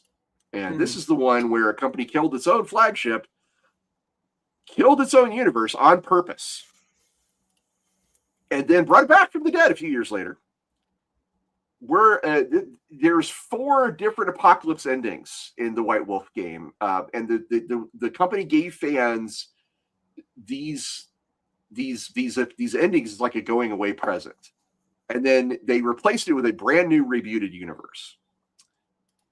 There's a delightful messy irony of how this whole thing worked out, because it's called the New World of Darkness by the fan base, and that's how it's known today, even though White Wolf was like, no, this is just the World of Darkness. And basically the old World of Darkness refused to stay dead. The fan base was like, hell no, you'll pry my old World of Darkness from my cold, dead hands. Are you familiar with this? I'm sure this is like part of your history somewhere. Well, yeah, like a lot of the LARPs will exclusively run old systems and stuff. Like this is an ongoing thing. In fact, I'd say that a good few of them do. Like the one I played sure did. Yeah, so this happened in 2004. White Wolf made a decision to formally end the original World of Darkness game line and the continuity. There was a thing called the Time of Judgment, which included Gehenna, the Week of Nightmares, and various other things. And these were considered largely non-canonical apocalypse scenarios for each individual game line. And then at the same time, they were publishing and launching, I should say launching and publishing. They were simultaneously launching a mechanically and narratively unrelated World of Darkness. And so Vampire the Masquerade was over, now it was Vampire the Requiem. Werewolf the Apocalypse was over, now it was Werewolf the Forsaken. Mage the Ascension is over, now it's Mage the Awakening. And most vampire players just call it V20 or V5. That's later though. V5 that's the Paradox one that goes back to the old World of Darkness. But that becomes like what the distinction is now. Like it's okay. That's at least how it's like listed in like LARP rule listings and so on, because that's the in this era of play, like the secret code word. V5 is from 2017, 2018, yep. I think. So that's 10 years old. But this is 2004, so we're talking 23 years old. Yeah. And the classic line, the old World of Darkness, did return, and it returned just a few years ago in these 20th anniversary editions, which forced the New World of Darkness to be rebranded again as the Chronicles of Darkness, which kind of makes it like Star Wars Legends. It's like it happened, but it's not really. We're not doing that anymore. That's a weird thing. We're not touching that. Okay, so the premise behind ending the line was that they had accumulated a decade of dense, tangled continuity across all these different game lines: Vampire, Changeling, Mage, Wraith, Hunter, Demon, Mummy, and Kindred of the East, I think, is the only other one, right? That sounds right. There's probably a couple more. There are a lot of like little sub factions and things. Now, there's a lot to go into about this decision, but basically the company, White Wolf, they decided to close out all of those lines, and rather than continue building on it, they had a lot of prelude books leading up to this event. To their credit, they did try to send it off with a with a bang. They're like, hey, we're not just gonna suddenly stop one and start the other. We're gonna give you like this awesome apocalyptic ending that you can play your guys through if you really want to. Gehenna was the vampire one that came out in 2004. Actually, all of these came out in 2004. Werewolf Apocalypse, the Apocalypse happened to Werewolf. The Ascension happened to the Mages. The Time of Judgments was the big final book that collected everything else: Changeling and Hunter and Demon and Mummy and Kindred of the East, because these were comparatively smaller player bases compared to the other big three. There was even a Mind's Eye Theater one called The Laws of Judgment for the LARP community, which famously, nerds love change. We embrace it. We think it's great. And the LARP community was like, hey, no, we're not going to be doing that. We won't be doing that. We're just going to keep going with Old World of Darkness. Thank you very much. Vera, you were in the LARP community. Can you speak about this? Not at length. Like I was a more recent joiner of the LARP community, so I wasn't around as these shifts were happening. But have you heard people talk about it? In grumbled tones. Because nerds love change. There were novels written by, actually, one of my friends, Ari Marmel, wrote one of the novels. Bill Bridges, another one of my friends, wrote a novel. And Bruce Baugh, who's, unfortunately, I do not know, but they wrote the big novels, Gehenna, The Last Battle, and Judgment Day. And these novels, none of them are declared canonical. They're all just left open for you to decide how your resolution occurs, which is a little weird. Yeah, I feel like they were trying to leave the door open a little bit, but it's trying to thread a needle, right, between like satisfying closure and possibility of something else taking its place. And I mean, you got to choose what kind of ending you had for the Old World of Darkness. I suppose. Again, I don't necessarily feel like this was a terrible way to go about it. It did feel kind of unsatisfying at the time. I remember thinking, there was an attempt. An attempt was made. Let's put it that way. Yeah, like it's interesting for something aligning to a meta plot to be like so choose your own adventure and open. Like in other cases, they've defined the setting in pretty specific ways and tried to justify those. In this case, it's like a gesture forward, more or less. There was one Old World of Darkness game line that did just end. It was not been rebooted. And I think probably for the best. Vera, how familiar are you with Wraith the Oblivion? I am loosely familiar. I know of a couple of the really serious controversies with Wraith.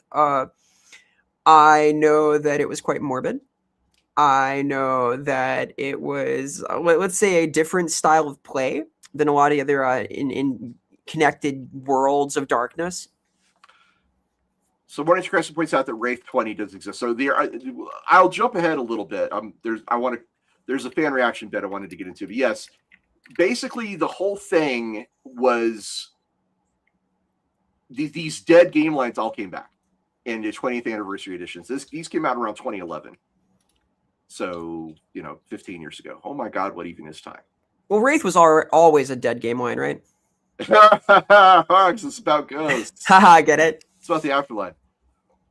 So essentially they released these 20th anniversary editions as like a big, these books are enormous. They're like this big. And they combine like all of the things that you could, not every single product, but like a lot of them. All the really important stuff for being able to play the game, all the splat books were combined into these massive 20th anniversary editions. I have the Werewolf the Apocalypse one because I've always wanted to play that game and I've never got a chance. This is also eventually the New World of Darkness, which again that was a fan label that they tried like hell to avoid and just kept sticking like glue. They did eventually rebrand this to the Chronicles of Darkness, which freed up World of Darkness as a term to be used by Paradox on various other things. And Onyx Path succeeded White Wolf after White Wolf was bought by Paradox. Onyx Path Publishing is the tabletop role-playing game arm now, whereas Paradox is the video game arm. And they, haven't done much except for Bloodlines 2, which less said about that, the better, shall we? Not a great game. It suffered a lot from being called Bloodlines 2. It should never have had that title. Vampire the Masquerade did get a actual new edition, 2018 under Paradox, and they discarded almost all the Time of Judgment stuff. They just said, yeah, no. Everything from the Gehenna War up through Judgment Day and the Time of Judgment, all of that material is just non-canonical. Yay! They just said, no, thank you. We're not doing that. So, yeah, there's been splat books under different corporate stewardship because, again, you have Onyx Path, you have Paradox. CCP Games, they owned White Wolf for a while too. CCP is the company that did EVE Online, and famously, wait, what? Yeah.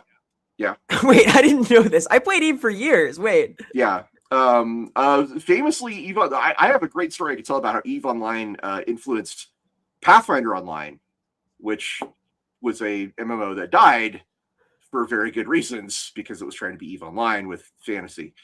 Anyway. That's a whole different tale.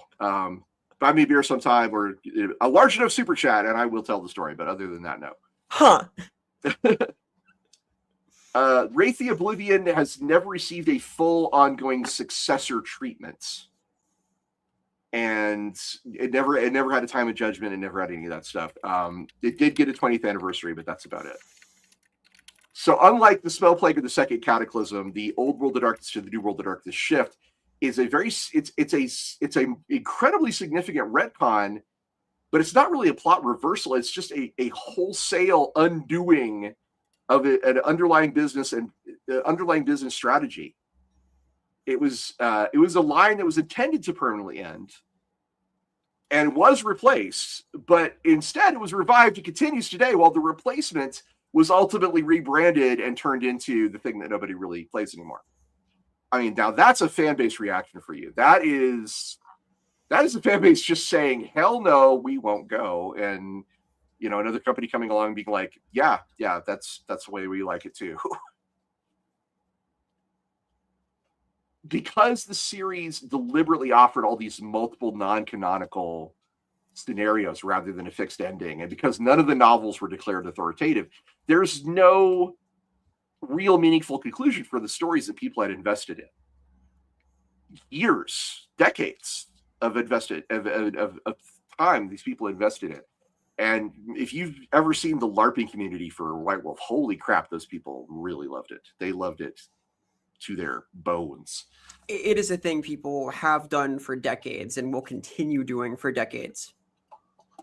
It's common for folks to have like multiple characters. They rotate to play in multiple games in their region, to cross over characters. It is, lives are made there. So yeah, you've got, people seem to think, I think the perception at the time, and I know I had this perception, was that the ending of the Old World of Darkness was really just a clear commercial space. It was launching a new product line rather than serving the narrative needs of the setting that they'd invested all this energy into. And it was just exhausting. Now, some people did embrace the New World of Darkness. Embrace. Haha.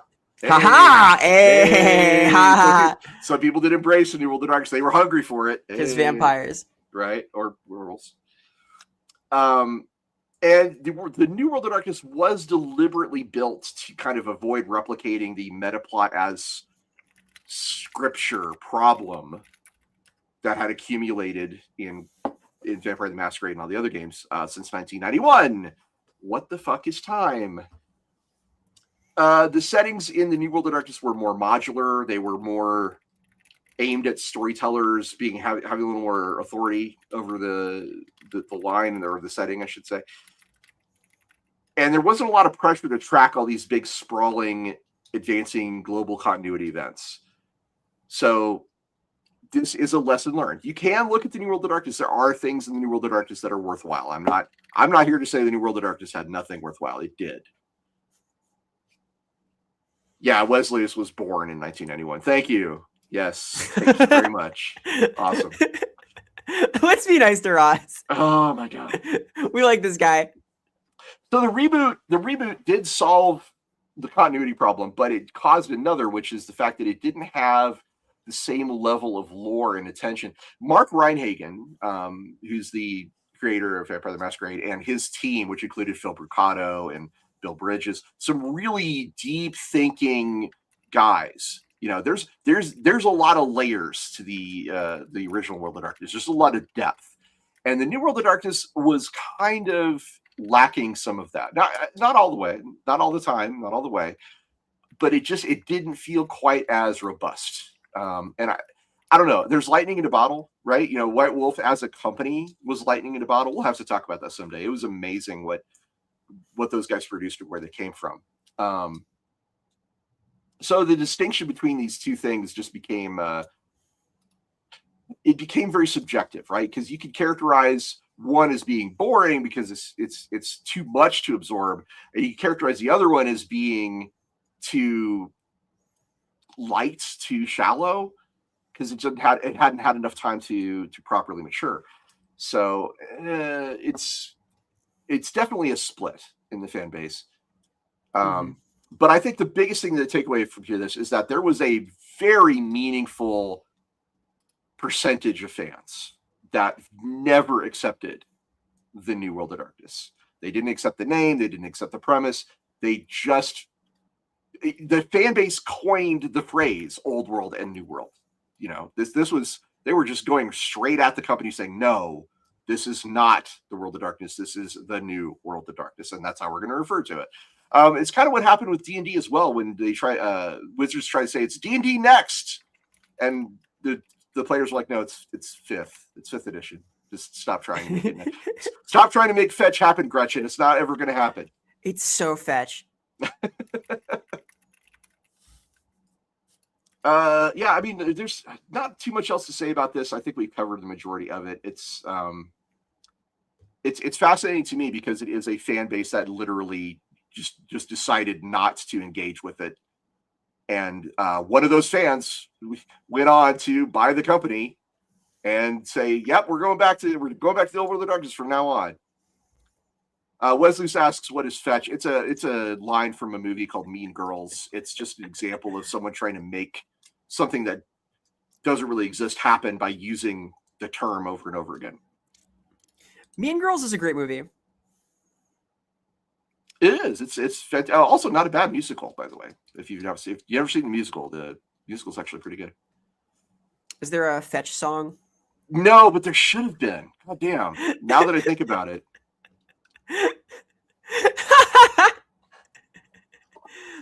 Vampire the Masquerade is Mean Girls with fangs. So true. You know what? Now I want to play it. I want to use that lens forever from now on. Thank you, Mornington Crescent. It's not even wrong. Yeah, like no, I'm with you on that. All right, so we're done talking about White Wolf. Good Lord, so much metaplot. White Wolf is like chock-a-block with metaplot. Did you have anything else you wanted to say about the World of Darkness stuff? The Gehenna, Week of Nightmares, the shift between old and new. I feel like you probably played this a little more than I did at the tabletop. I played a lot of it online, but I didn't play a lot of it like face to face around a table. And I certainly never LARPed except for twice. That is the only way I've played it. Really? You've never? I thought. Didn't you LARP it? No, I've only LARPed it. You've only LARPed. So your experience is pure LARP. Okay. Pure LARP. Okay. And you've only ever heard people talk about it in the past tenses, like, oh, that damn thing, blah blah blah, right? Like, yeah, more or less. Because like I played in the LARP for a good while, like a couple years back. So that's my like real experience with the entire one. I'd love to play on table someday, but other than systems that run on a similar like DOT and D6 vibe, I have not gotten close to the tabletop version. Right? I mean, I played Bloodlines. I played that. A lot of people play Bloodlines. That's a good game. It's a good game. For its time, it was a good game. I good luck getting it to run now. As a Source Engine purist, it is still a darn good game. Agree. Fair enough. So here's a fun fact. I was in not a fun fact. I'm gonna skip ahead a little bit. Question for you, Vera. When you were LARPing in Vampire the Masquerade, was this early in your time as a role player, or was this after you'd already done a lot of tabletop gaming? This was after I'd done a lot of tabletop gaming, but before I worked for Cubicle 7. So it was like a ways in, but like not super recent. It was, I had a few campaigns under my belt. I was familiar with like the vibe. It was a good experience. I learned a lot. So as a man of a certain age, I can tell you that up until 1991, D&D was the thing. Like if you were going to play around, if it didn't matter what you were playing, you could play Traveler, you could play Star Wars, you could play Car Wars, you could play, freaking Buck Rogers if you wanted to. But if you were gaming around a table rolling dice, everyone was like, okay, that's Dungeons and Dragons, right? It's like how certain parts of the country call everything Coke if it's a fizzy drink, even if it's not necessarily actually Coke. But after 1991, that whole perception shifted in a very meaningful way. And the best way I could put it is up until 1991, tabletop role-playing games was a total and complete sausage party. It was all guys all the time. And then you get to 1991. I'm 16 years old, and girls get into the hobby for the first time, and I'm like, okay, even if I don't like this game, I like what it does. I like what it does to the hobby. I like the fact that now we have, women coming in and wanting to play, wanting to learn how to play. And, not for nothing, the LARP side of things was a lot of really attractive people, or certainly people who were putting a lot of effort into their appearance, right? I mean, with the period clothing and this is when cosplay, I would argue, a lot of cosplay owes itself to the LARP scene. Well, like this shaped the goth scene too, because part of the idea behind vampire is that like 100%. All the vampires are beautiful people. So you got men doing makeup for the first time in their lives and getting good at it because they painted minis. So suddenly everyone's got like perfect skin and their gothic outfits and eyeliner and like not for nothing. Didn't Andy and Lindsay Waugh like meet at a vampire LARP? I mean, I wouldn't shock me to learn that, and I believe that is the lore. So there you go. So it is a huge sea change. It is the tide coming in and changing everything for tabletop gaming when this occurred. And I should tell you, one thing that was kind of infamous is at Gen Con, White Wolf would put on a rave party with like cage dancers, and they had all this leather and collars, BDSM stuff, and it was transgressive at the time. I mean, nowadays you'd be like, oh, okay, it's leather stuff, no big deal, right? But back then it was like, holy shit! And guys that were coming out of their basement for the first time were like, oh my god, it's a woman and she's wearing like a leather corset. Holy cow! Wow, cool. It was a big thing. Yeah, great. Yes, Nosferatu existed. Thank you, the Wrestling Theater. You're right. The most beautiful. By the way, when I LARPed, I played as a Nosferatu. Hey.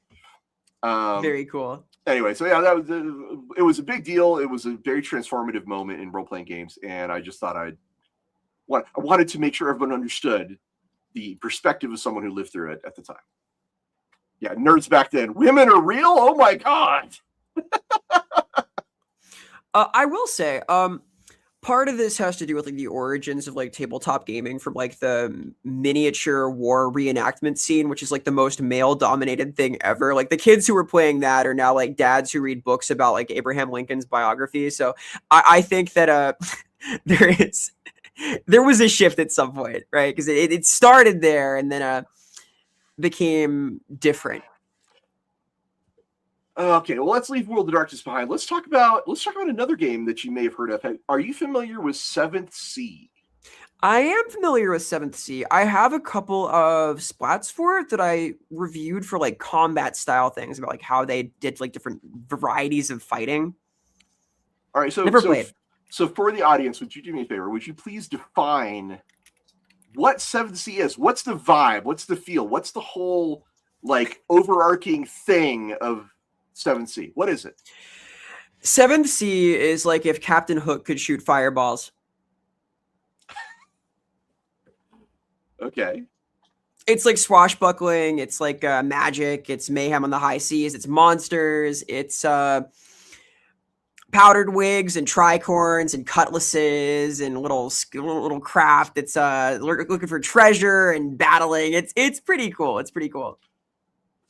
Yeah. So imagine a game which is primarily about doing swashbuckling daring do. Imagine it is set in an alternate Europe called Thea. Imagine that every book and every story and every piece of art is aimed at like replicating the Three Musketeers and Captain Blood and all that, really exciting, daring, men and women of action with their rapiers and leaping between different pirate ships. This is the wait, what? Entry for this episode. 7th built its identity on swashbuckling duels and courtly intrigue. And then the game, through its card game, by the way, this wasn't even in the role-playing game that it started. The card game revealed that ancient ruins scattered across the setting were built by shape-shifting insect aliens that were secretly steering human history for centuries. This is a storyline that is so tonally jarring that the developers basically pretended it never happened in later editions. But like this stuff is how they introduced magic, right? It's they explained it this way. So this is a storyline that was primarily told through the collectible card game. And there's these ruins called the Sirneth ruins that are scattered across Thena. They're built by this race called the Thalusi. These insect aliens who enslaved the fairy people. They were sealed away after a rebellion and were secretly sent infiltrator agents disguised as humans to manipulate society. While the magic that's in the setting, because there was magic, fireballs and all that, that weakens the prison of the insect aliens from beyond reality. The plot escalated through a race between the two factions to activate ancient switches, but it was left unresolved because guess what? The card game ended. And every edition after this has just said, yeah, no, we're not doing that. Let's see here. It's unusual because it's controversial content was delivered through the card game rather than through the source books. And the role-playing game fans are just like, wait, what? Huh? Where did the hell did this come from? Because it did crop up in some of the later books because the books and the card game were supposed to be working hand in hand. There's an explorer society in 7th. It's basically the archaeologists, sailors who are studying all these ancient ruins. And it's told through their perspective a little bit.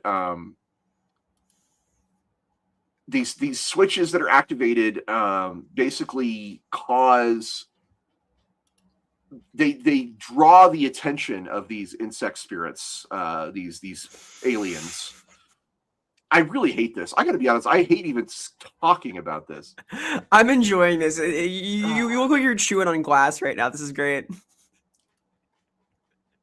I mean, I don't know what else to say. It's just things got dark.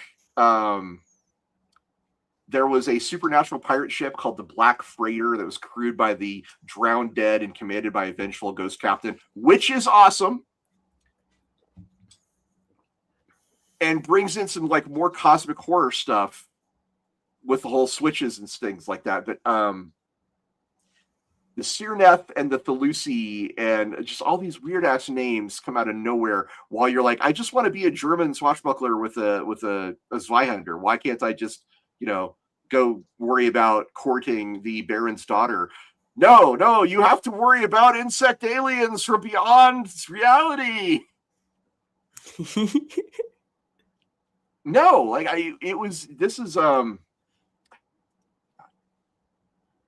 the thing that everyone kind of hated was that very few people played the card game. The card game was not especially successful.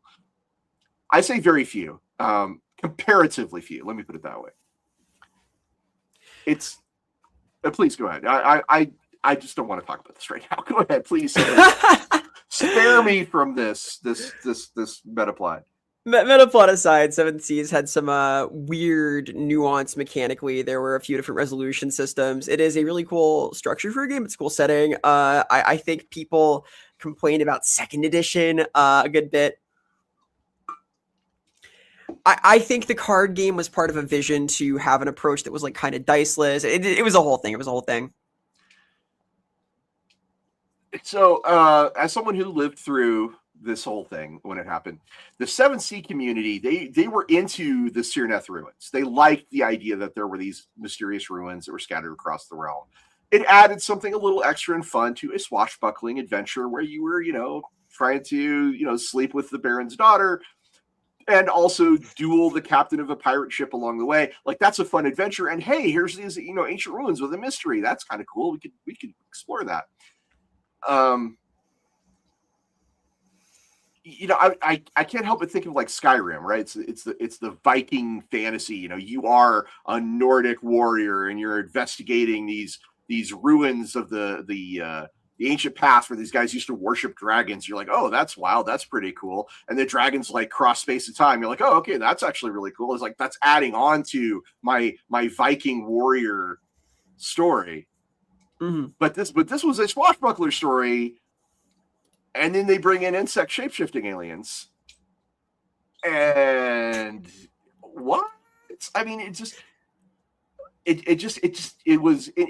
was incredulity. It was pure genre mismatch. It was pure, if you came for the duels and the romance and the intrigue and the piracy and the fantasy of being a swashbuckler, like, where the hell does this fit in? Like, that's my question. Pretty cool. Maybe all the swashbucklers back then were fighting ancient aliens. Who knows? It's not genre. Yeah, it's not coherent with the genre, is what Mickey Stopwatch points out. Yeah, I agree. This discussion reminds me of the kerfuffle surrounding Indiana Jones and the Crystal Skull. Right. Because Indiana Jones is pulp adventure, right? And yeah, the way the Crystal Skull was handled is very 50s sci-fi. It's flying saucers, which is not exactly pulp adventure, right? No, again, it's like it's ancient aliens. It's like a total genre shift. Yeah, a Godzilla Rex that came for the duel and stayed for the puns. Many such cases. So here's the thing. They never went back to this, not ever. And most people see this as like, okay, that was a mistake. Like, clearly the developers realized, holy shit, we're just going to skip that. Maybe that was bad.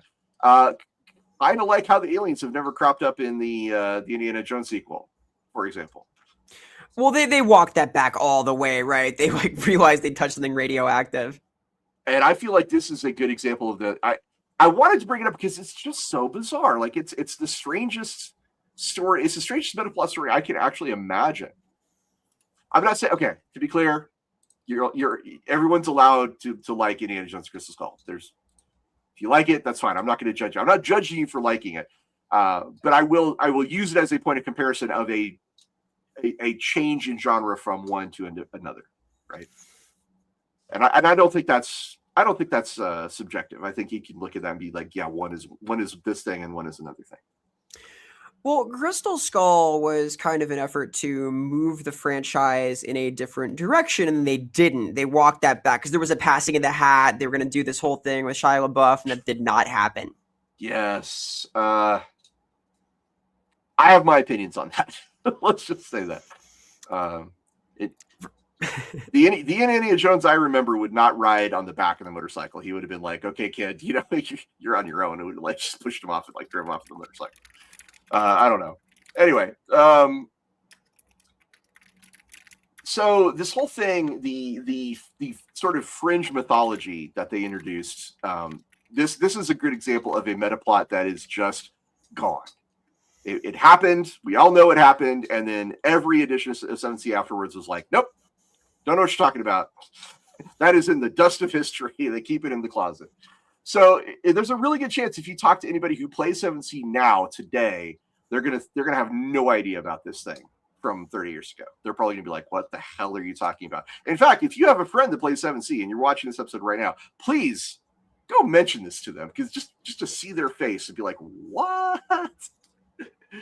It will be entertaining. I promise you. I don't really have much else to say about this. Do you, Vera? Not in particular. It's a game I want to play. I've read books from it. It's got cool systems. I'm curious, but yeah, pirates, neat. Yeah. There is one more World of Darkness related one we need to talk about. I am not an Exalted player, but are you an Exalted player? Have you played Exalted? So Exalted is a game that I have read and am deeply aware of, specifically because Exalted is one of the systems pointed to as a way to run Wuxia and Zhanja. And I am a big enjoyer of the Shaw Brothers films and that whole sphere of like Hong Kong action movie. And Exalted is one of few games that lets you do like flying swords and things. So I know of it. I am not well versed in it. Exalted is a World of Darkness game where you get to play as these exceptionally powerful martial artist beings, basically. I'm sure there's a better way to summarize this. How do I put this? So Exalted is kind of a weird reflection of the World of Darkness, where World of Darkness was all like everything's hidden and you have to remain out of sight, and the real world is the setting. Exalted is like, no, forget all that. We're going for full on anime, wuxia, Shaw Brothers plus superpowers kind of setting. It's more Zhanja than Wuxia in some ways. You're like really in the realm of the gods. It's crazy stuff. Can you explain the difference between those terms for me? Yeah. So like Wuxia means like martial chivalry. It is a genre. It's like low fantasy. It's about kung fu styles. There's like pressure point techniques. It's about like the martial world, this like lawless society where might makes right. Usually there's like a lot of personal effort on the part of the characters to stick to some kind of idealism they have, learn from their master. There are a lot of movies about this where like the guy's village gets attacked or their parents are killed by some evil kung fu master, and they set out to master their own style to defeat this person, right the wrongs. Zhanja is like immortal chivalry.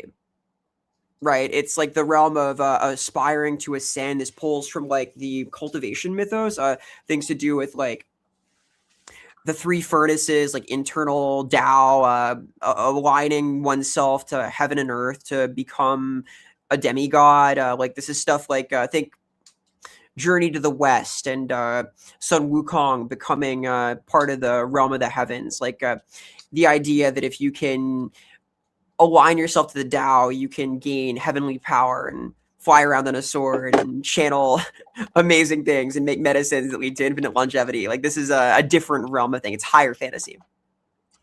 Yeah, you basically are playing demigods in Exalted. You're superpower champions, and you can challenge entire armies. You can tear down tyrants and topple nations and win battles single-handedly. You are a major dude. You're like Sun Wukong from Journey to the West. Yeah, right? yeah. That's not a bad way to think of it. And they had a metaplot that some parts of this did not entirely work. I'm not an Exalted player, so I'm not going to go super deep into this. But basically, there was an expansion where there's a demon prince and an ebony dragon, and they were retroactively credited with secretly orchestrating an enormous share of the history of creation. And creation is the setting. It's everything. It's all the different planes. It's all the spiritual worlds. It's the moon. It's the sky. It's the stars. It's everything.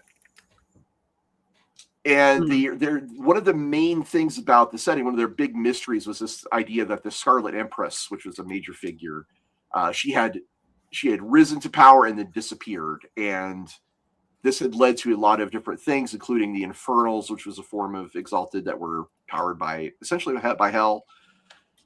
And it centralized this deep immersive lore around one villain. The Infernal sourcebook was very widely criticized, and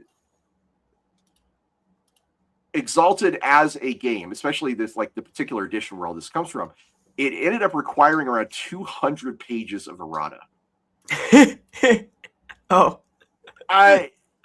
Onyx Path writers are very talented. Exalted is a very cool setting. Let me get all that out of the way. But there are parts of the setting that make you go, wait, what the hell are you talking about? If I told you that there are dinosaurs who piss heroin in Exalted because they eat the poppy fields and things like that, would that make you?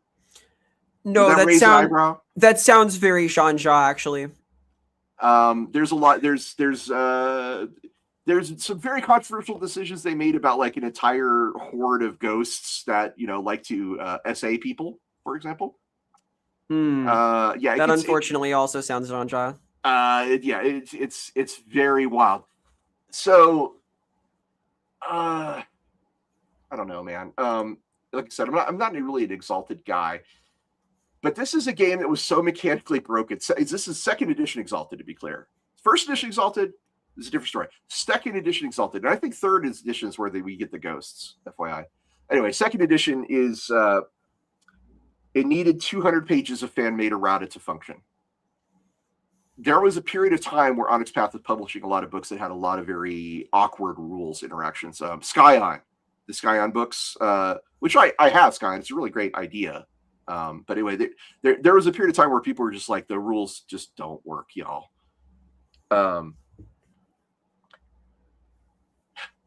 There's this metaplot where one demon lord became the secret author of everything in the history. It's kind of like in 40K or Warhammer Fantasy, you're like, Tzeentch is behind it all, except the creator's like, no, it actually is this person. It's actually this demon lord. The Ebon Dragon, I believe is this guy's name. And he was apparently involved in literally everything. And then there's the inexcusable Infernals source book. Wow. I mean, so first of all, what do you think? What do you think about the idea of taking everything in the setting and saying it's actually this guy? It's like it kind of strips agency away from every other NPC, every other faction, and all the choices that characters have made going back to all of your ancestors, which are important in Exalted. How do you feel about something like that? If you're going to have one central antagonist who can be argued to be behind everything, I think the way Warhammer handles it is pretty good, actually, because Tzeentch's machinations are fractal and incomprehensible. And as a result, you can deploy them when it's appropriate, when it's useful. I think that, like, you got to make it really satisfying if the angle is he was directly behind everything all along, because not being able to determine that previously makes you feel stupid, and you want it to be earned. You want that character to be one you really like, because you're sure going to see a lot of them. A couple of comments I'd like to address really quick. Born Crescent says, are you aware of Legend of the Five Rings? I am. Created by John Wick, not the killer, the tabletop role-playing game creator, John Wick. And the RPG where the ongoing story was decided by the results of CCG tournaments. Yes, and Legend of the Five Rings has its own issues, but it has never gotten to the level of some of the things we're talking about today. We are talking about the absolute tippy top of the cursed metaplots. Also got a comment from the Wrestling Theater. We're talking about the end times for last. We have decided we're not talking about the end times because while Deer and I are both subject matter experts in Warhammer Fantasy, the lore masters are Andy and lore master Sotek. So you should go talk to them about the end times or the transition between Warhammer Fantasy and Age of Sigmar. We made that decision specifically for this episode because they are much more qualified to talk about it than we are. Even though, again, we are experts in the old world. And Vera actually is probably far more up to date on Age of Sigmar than I am. I'm pretty in tune, but I don't want to. So, yeah. Also, we just kind of don't want to, because it's not a tabletop role playing game, and that's what this show is about. I mean, there are tabletop role playing games for both of them, so I guess you could technically. Anyway, Well, We're not the most qualified people, bottom line. The end times are alluded to in 4th edition, but they're not like part of the continuity. They are specifically not like something that we write about and we lead toward. They're not part of the metaplot in the tabletop role-playing game. They are alluded to again in Age of Sigmar because they have to be, but it's not like the thorough line. So like we can talk about like Storm of Chaos too, but that's specifically not tabletop again, like role-playing at least. So I will say that 2nd edition Exalted Infernal Sourcebook, that might qualify for a cursed RPG episode at some point because it covers it's considered inexcusable because of its deliberate embrace of very extreme gratuitous depictions of villainy. We're talking about child abuse, we're talking about psychological torture, and it's presented in a way that many people consider juvenile rather than meaningful. So according to developer commentary, the writing team explicitly set out to make the Infernal Exalted the most disgusting, horrifying, sick things that they could imagine, and leaned into shock value, which this also is a problem with Vampire 5th edition in some ways. So with Wraith too, like there was Charnel Houses of Europe, right? Oh God. Suffice to say, I don't want to talk about Exalted anymore. Okay, moving on. I think I'm done talking about Exalted. All right, so Shadowrun's metaplot with Earth Dawn and the now canceled Invasion of the Horrors. Wrestle Theater, if I'm going to talk about Shadowrun. I'm actually going to talk about Shadowrun next, but I'm actually there's a worse metaplot than that, in my opinion. So we did an episode on Shadowrun, if you want to go check that out, and we did talk about how it was connected to a fantasy setting called Earth Dawn, but then the publisher, the original publisher of both, which was FASA, that company ended, and these licenses went to two other different companies, and so that connection between them has drifted very far apart over time. And I mean, that's really all I can say about it at the moment. All right, so let's talk about Shadowrun. I need a palate cleanser. Woo! Yikes. So let's talk about Shadowrun. Buckle up for body horror. Yeah. Cyberpunk style.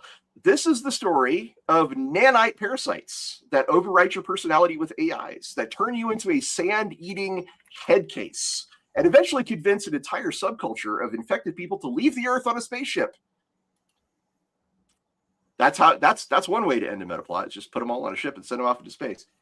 There was a dragon rampaging through downtown Boston. There was a citywide quarantine, and a rare case of a tabletop metaplot that fans actually got canceled through mass collective displeasure. Now, we have a whole episode on Shadowrun again, so go check that out if you don't know what Shadowrun is, and we will not be going into full descriptions of it to be here. The short version is cyberpunk with Tolkien-esque magic and elves and dwarves and orcs and stuff like that. Dragons exist. Spirits exist. There's a whole realm called the astral plane. I said I wasn't going to explain it, and here I am explaining it. I should really stop. That's the broad strokes. For more, we have a episode on it. That's right. Wow. Are you familiar with the monads, Vera? Yeah, I am. And it's like CFD, right? They love acronyms. Yes, it is. It is exactly right. CFD. So, cognitive fragmentation disorder, or CFD, is a nanite-driven condition that overwrites a person's personality with that of an artificial intelligence. This was introduced in a metaplot right after the Crash 2.0, which is generally a good metaplot. Like I don't have any real issues with Crash 2.0, but following it up with the monads, this is one of the most disliked storylines, to the point where it's effectively been abandoned by the developer because of the constant pushback. So the great dragon called Celadir was secretly researching e-ghosts, or digital remnants of consciousnesses, in Albuquerque, which is a great place to do it if you're a Walter White fan, I suppose. And it laid the groundwork for what would become CFD. And then you get a bunch of the named characters in the setting, guys like Fast Jack, and they get infected with it when they do a Shadowrun against Celadir's lair. This infection then grows, and they start getting more information about it. There's a massive outbreak on Mars. And public exposure then begins when the files about the symptoms are released into the Matrix. this coins a phrase called head cases, because people who suffer from this event, well, they eat sand because it's silicon based, and they themselves prefer the term monads. So they call themselves monads. Everybody else calls them head cases. Then the Celadir, this dragon, he attempts to upload. Well, he gets betrayed by other people, but eventually a dragon variant of CFD gets released, and a bunch of AIs get involved in the battle. These AIs merge into a new personality. The dragon who's infected with it, he escapes from the research facility, goes downtown into Boston, crashes into Fenway Park. It's a rampage. It's a Godzilla-level town wrecking of Boston. So sorry, Boston. It's a heck of a long way from Albuquerque, I should point out. But hey, dragons and magic. Then the monads, the people, they gather together and they leave the solar system because of lawsuits and because of the public perception and just the kind of very uncomfortable, what's the phrase? That filmmaker, the guy that makes the body horror stuff.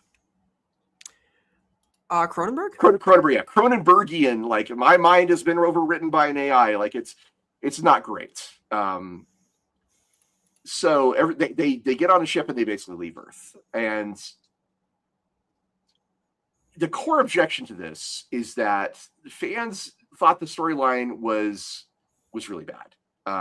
There is direct commentary from the community. I have friends who do Dump Shock and do some of the other places where Shadowrun fans gather, and the community commentary is like the entire storyline had to be abandoned because fans were just rebelling against it.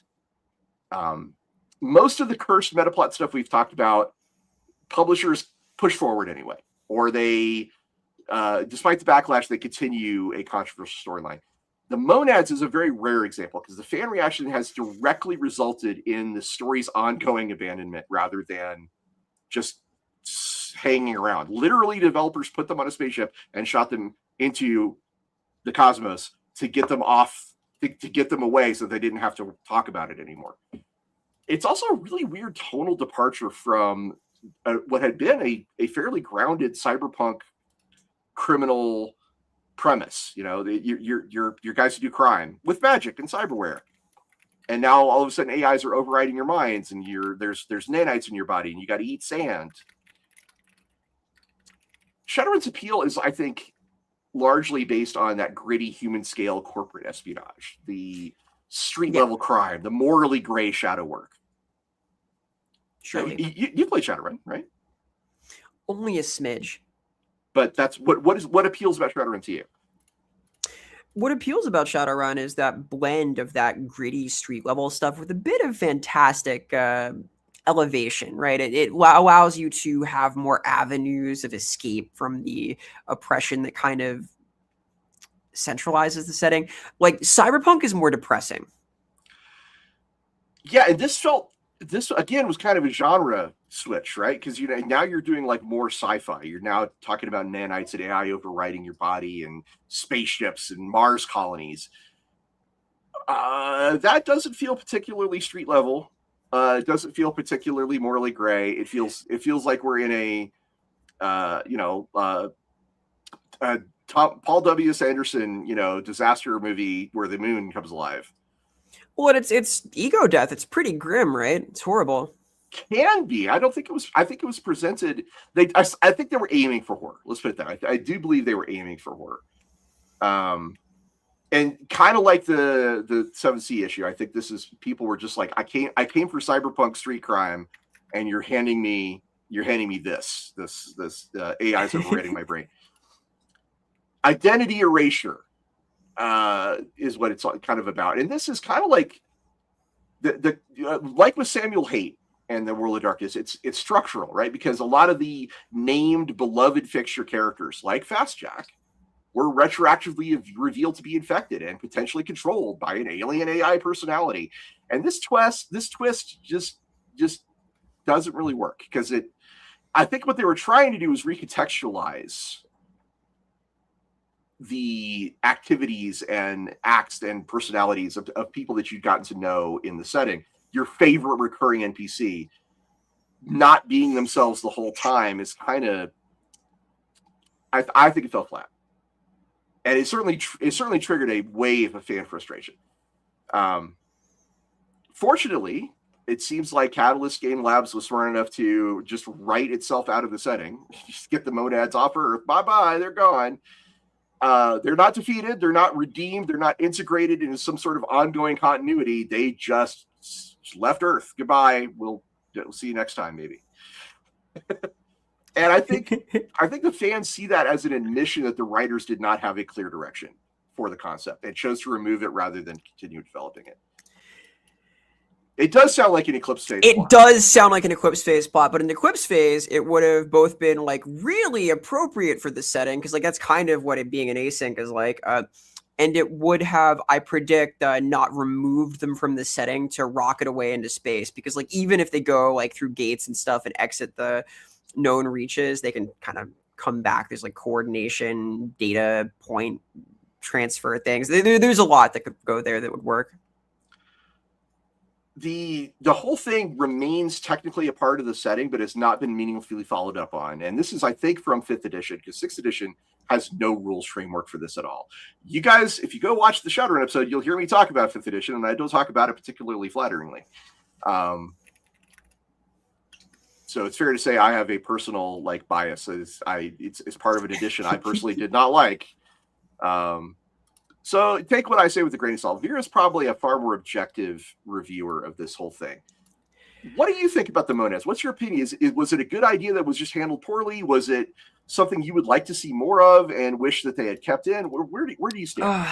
I think making it like a setting level threat was the mistake. I think that it's like an intriguing idea. I think that ego death is scary, but by making it this like defining widespread thing that gets handled in court, it changes the tone a lot. Like I think that it's dark in a way that it would fit into cyberpunk perhaps as a narrative thing, more so to have a AI like afflicting people through their cyberware and repatterning their brains. You see stuff kind of like this in Ghost in the Shell also. It is not like out of the question for the cyberpunk kind of structure, but Shadowrun, I feel, is a little bit lighter heart. You got dragons on forums. There's all sorts of goblinized folks running around. It is meant to be a little more over the top and badass. And the nature of this is so grim and horrible to me that it feels off, man.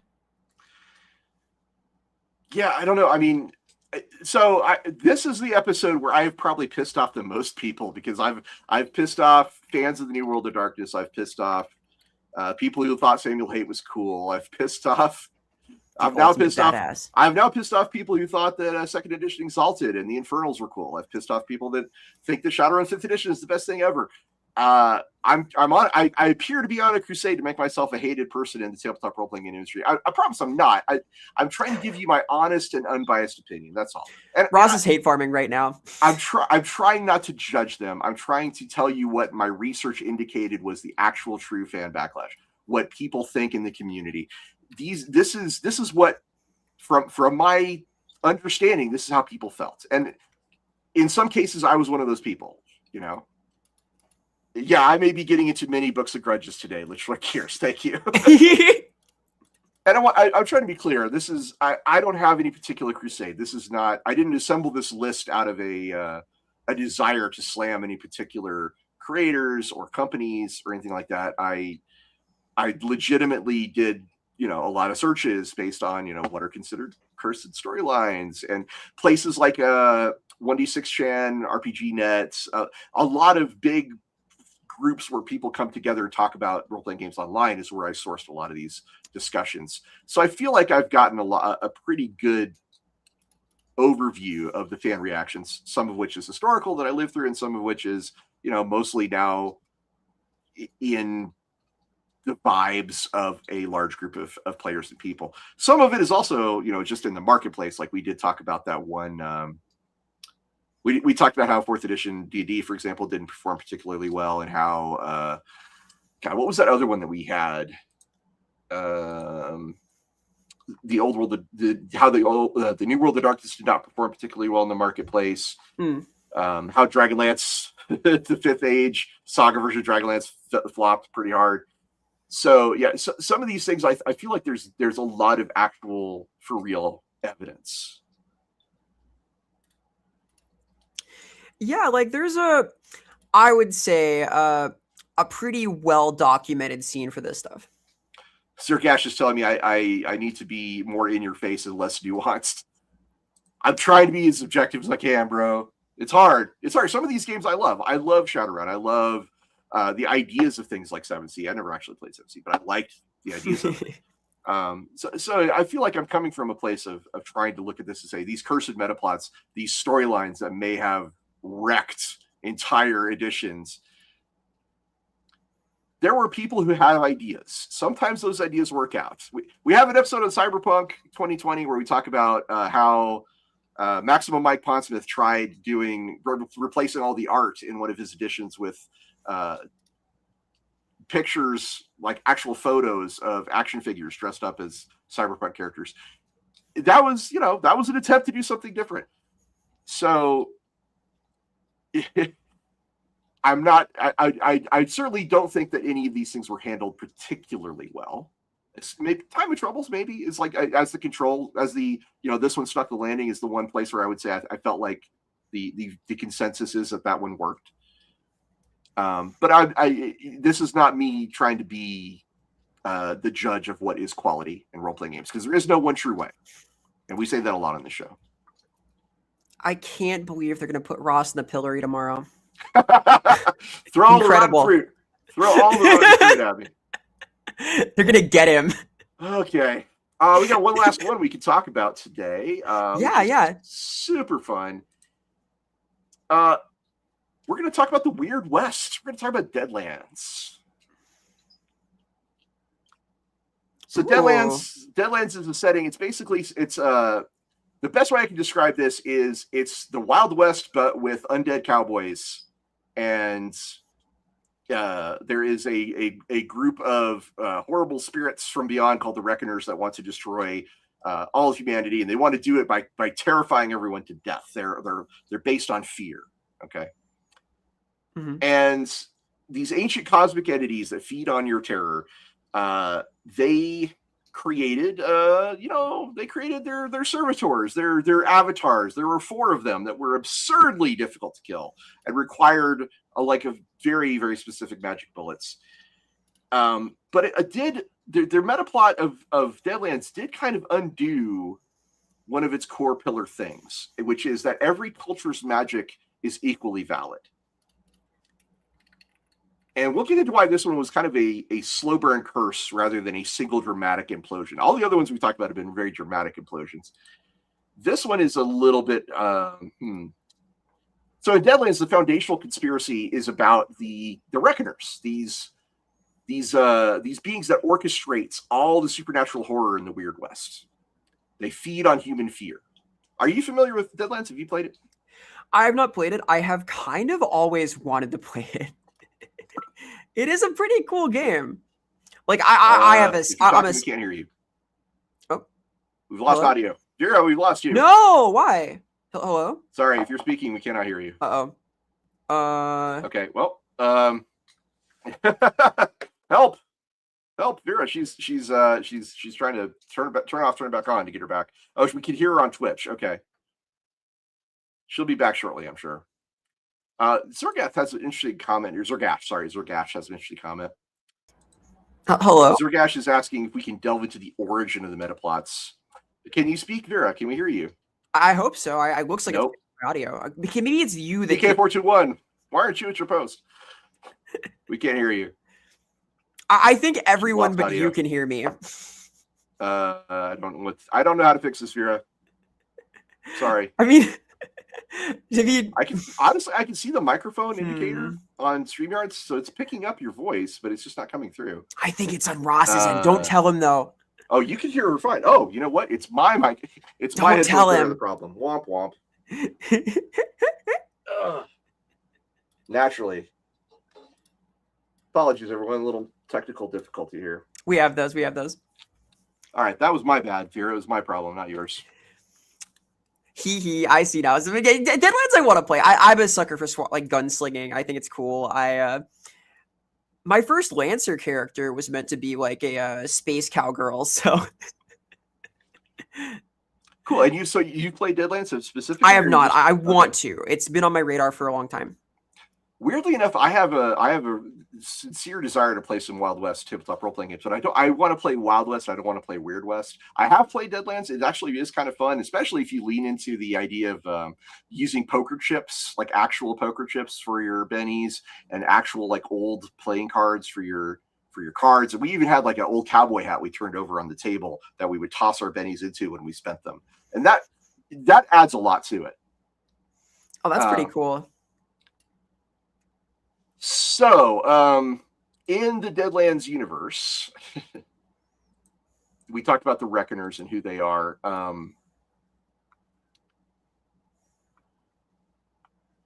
The cosmology in Deadlands holds that everything that is magic is valid. Voodoo's magic is valid.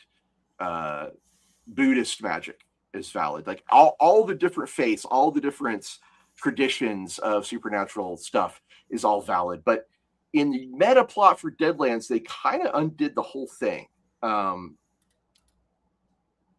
And what happened is they introduced the 4 horsemen of the apocalypse and said, this is the actual, for real Reckoners. Now, the 4 horsemen of the apocalypse, of course, are very Judeo-Christian. And a lot of people saw this as like, wait a minute.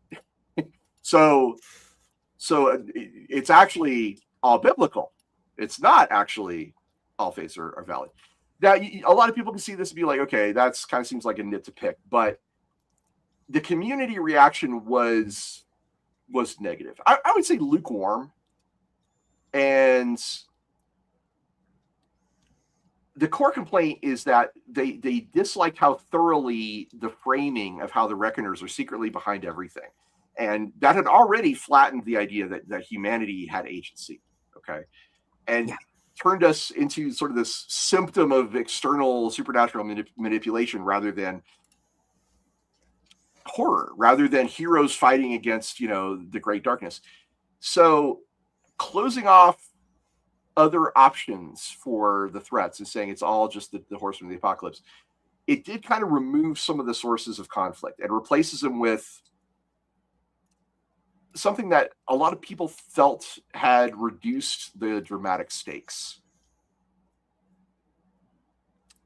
Now, I don't want to say this is not an explosive moment. Like, this is definitely just a thing that had simmered for a while and simmered for a while and then built up for a while, then built up for a while.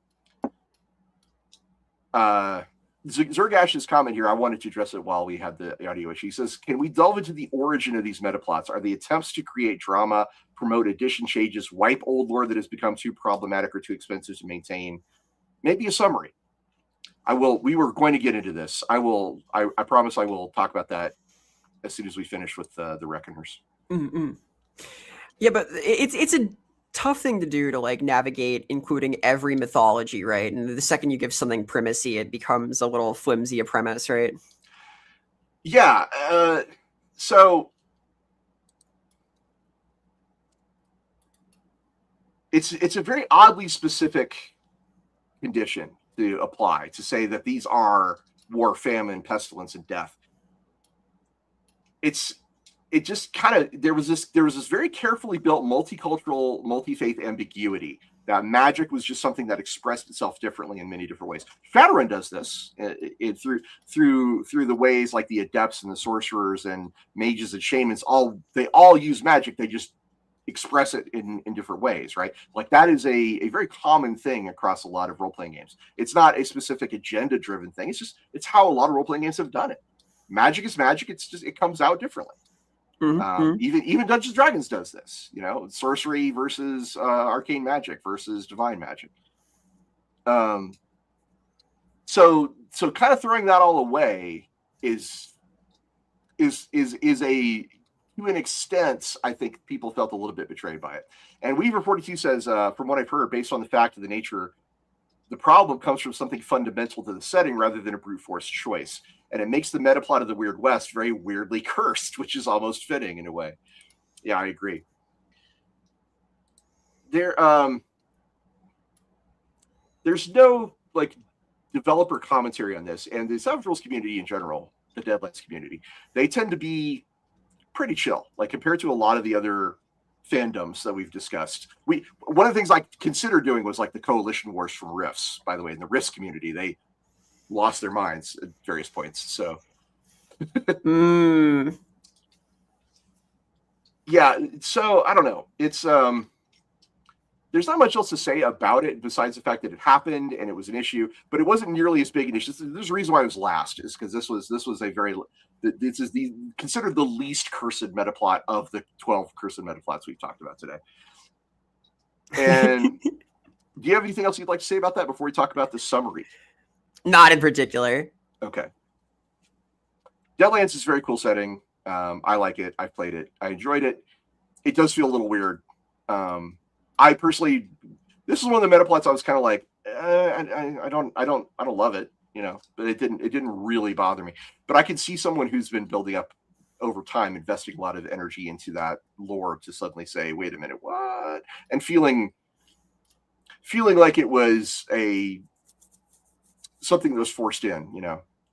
Well, yeah, because they have their own idea of the setting that I think was supported by what they'd seen so far, and suddenly that's no longer consistent with what the game's putting forward for them. So frustrating. So to address that comment from before, a lot of these were an attempt to promote an edition change. Like almost every single one is from an edition change. Some of them were. When you say attempts to create dramas, or Gash, I think excitement, like I think a lot of these designers are like, we're going to do something exciting and different and cool and big, right? So if that's what you mean by create drama, I think that's kind of where a lot of these people are coming from. Wiping old lore that had become problematic or too expensive to maintain, that is definitely also an aspect of it, because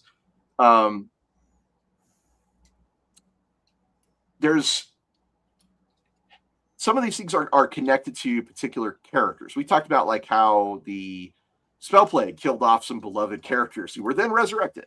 We talked about how other characters like Fast Jack and Shadowrun, who are, I mean, I wouldn't say he's not beloved by me, but he's beloved by a lot of people who play Shadowrun. Losing him to the Monads was an issue, right?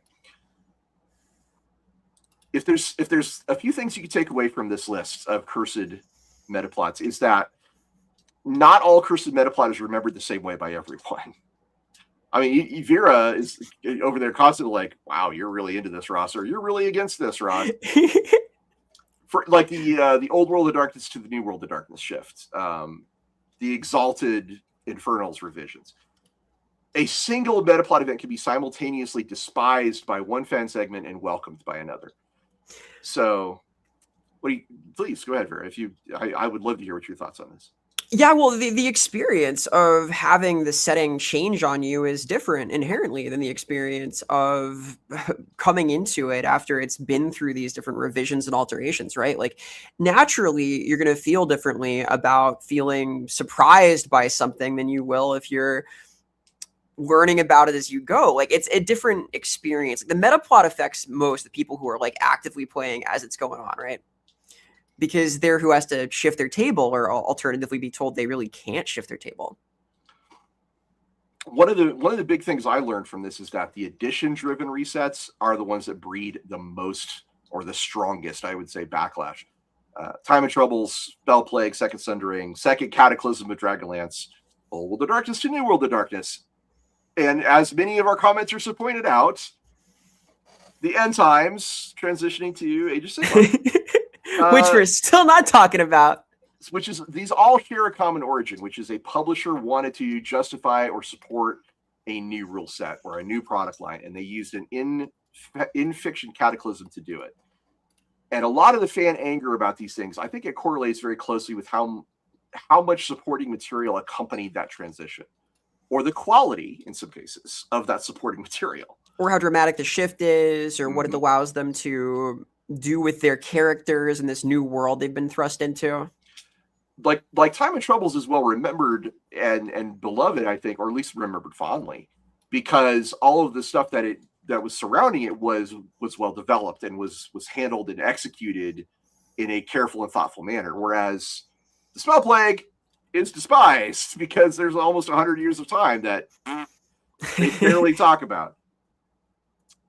Then you get things like the crossover and publisher favored NPCs. Samuel Hates, the Week of Nightmares, the Ravnos. Well, you know, I guess that's almost all World of Darkness stuff, but this all follows the same shape. You got a metaplot event that happens through non-player characters, and the player characters are just bystanders. I think that's going to cause criticism. That's going to cause consistent dislike. We talked about this in the Forgotten Realms episode, where we talk about how Elminster seems to mark the fall of every sparrow, right? The most beloved meta character. And lastly, I think the genre tone mismatches. They age very, very poorly. 7th, Deadlands, cosmic and apocalyptic or overtly alien framing can undercut a game's original premise by making every mystery ultimately about a single overarching doomsday thread. Yeah, it'll mix things up, but it'll also because I mean, reframe. Just think about the Weird West, right? You've got mad science, you've got magic, sure, but you've also got, you know, the ghost rock and the weird devices that can, you know, do all kind anything you can imagine technology doing, which is basically just another form of magic. When you're talking about Deadlands, like that had almost nothing to do with it. And the fact that you could be the world's best gunslinger and it didn't matter because you had to have a magic bullet in order to deal with the enemy. Yeah, this is I would say dissatisfying to some. Yeah. It just changes the vibe. Like, people sign up for one thing and they get their own ideas. Like, a lot of game masters will really build their soul into how they portray the setting and try to stay true to it. And when what is true to the setting changes, it can cause rebellion, right? It can be upsetting. Sometimes fan rebellions can be successful. That is another thing you should take away from this. A lot of these cursed metaplots have been discarded or ridiculed. Samuel Hates' eventual fate as an ashtray, or the way that the monads are just shipped off world. The fan base's reactions can have a major impact on how a metaplot ultimately ends. Now, what would you say? I think Zergash's questions, there's multiple questions here, are pretty interesting. How would you answer these, Vera? I think all of these are possible origins for metaplots, because a metaplot is a thing done to stitch together the structure of various books. It is a thing done to add consistency to the setting. It is a thing that can be used to provide a jumping off point in the setting for players. It can be something to justify addition changes or to inspire how to explain them at the table. It can be a way to move on and to alter. Like, all of this is possible. It just depends on what the priority is at the studio, right? Like, you could do a meta plot just because it's cool, just because you want to have it be a creative writing exercise. You like have characters that are deployed to add recurring nuanced NPCs. Like, there's a lot of ways you can go about this. I think that the charitable answer is there are a lot of good reasons for metaplots, right? Well, we focused a lot on the reactions to the metaplots, like how people felt about it. Yes. We didn't talk about why the metaplots happened too much, and I think that's why Zergash's comment really stuck with me. It's like, yeah, we didn't really discuss origins. I think a lot of the origins can be very mysterious because you very rarely hear from the developers. They very rarely comment on metaplots, probably for very good reasons, because once you get into that conversation, you're opening yourself up for a tide of questions and complaints. It's too meta. It's too meta. But like all the reasons I just listed, I think that the goal oftentimes is some combination of these things, right? Where they want it to work on multiple levels. Well, I think I keep coming back to this, but I think Samuel Haight is maybe the exception here because he was meant to be a joke, but I feel like that was one of those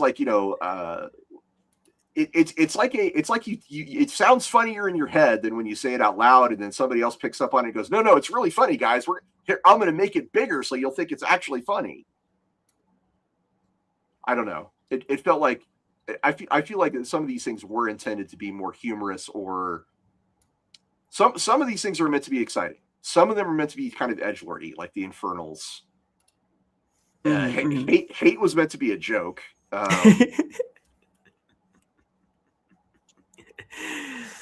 There's a lot of reasons you can employ. Like theoretically, like anything you think is worth spanning multiple books could be a metaplot, right? And what inspires that ideally is like good for the players in some way. You can look at 7C and the insect aliens from Beyond and say, okay, that's just a meme from the card game that just people got stuck in their heads because it was so weird and so different.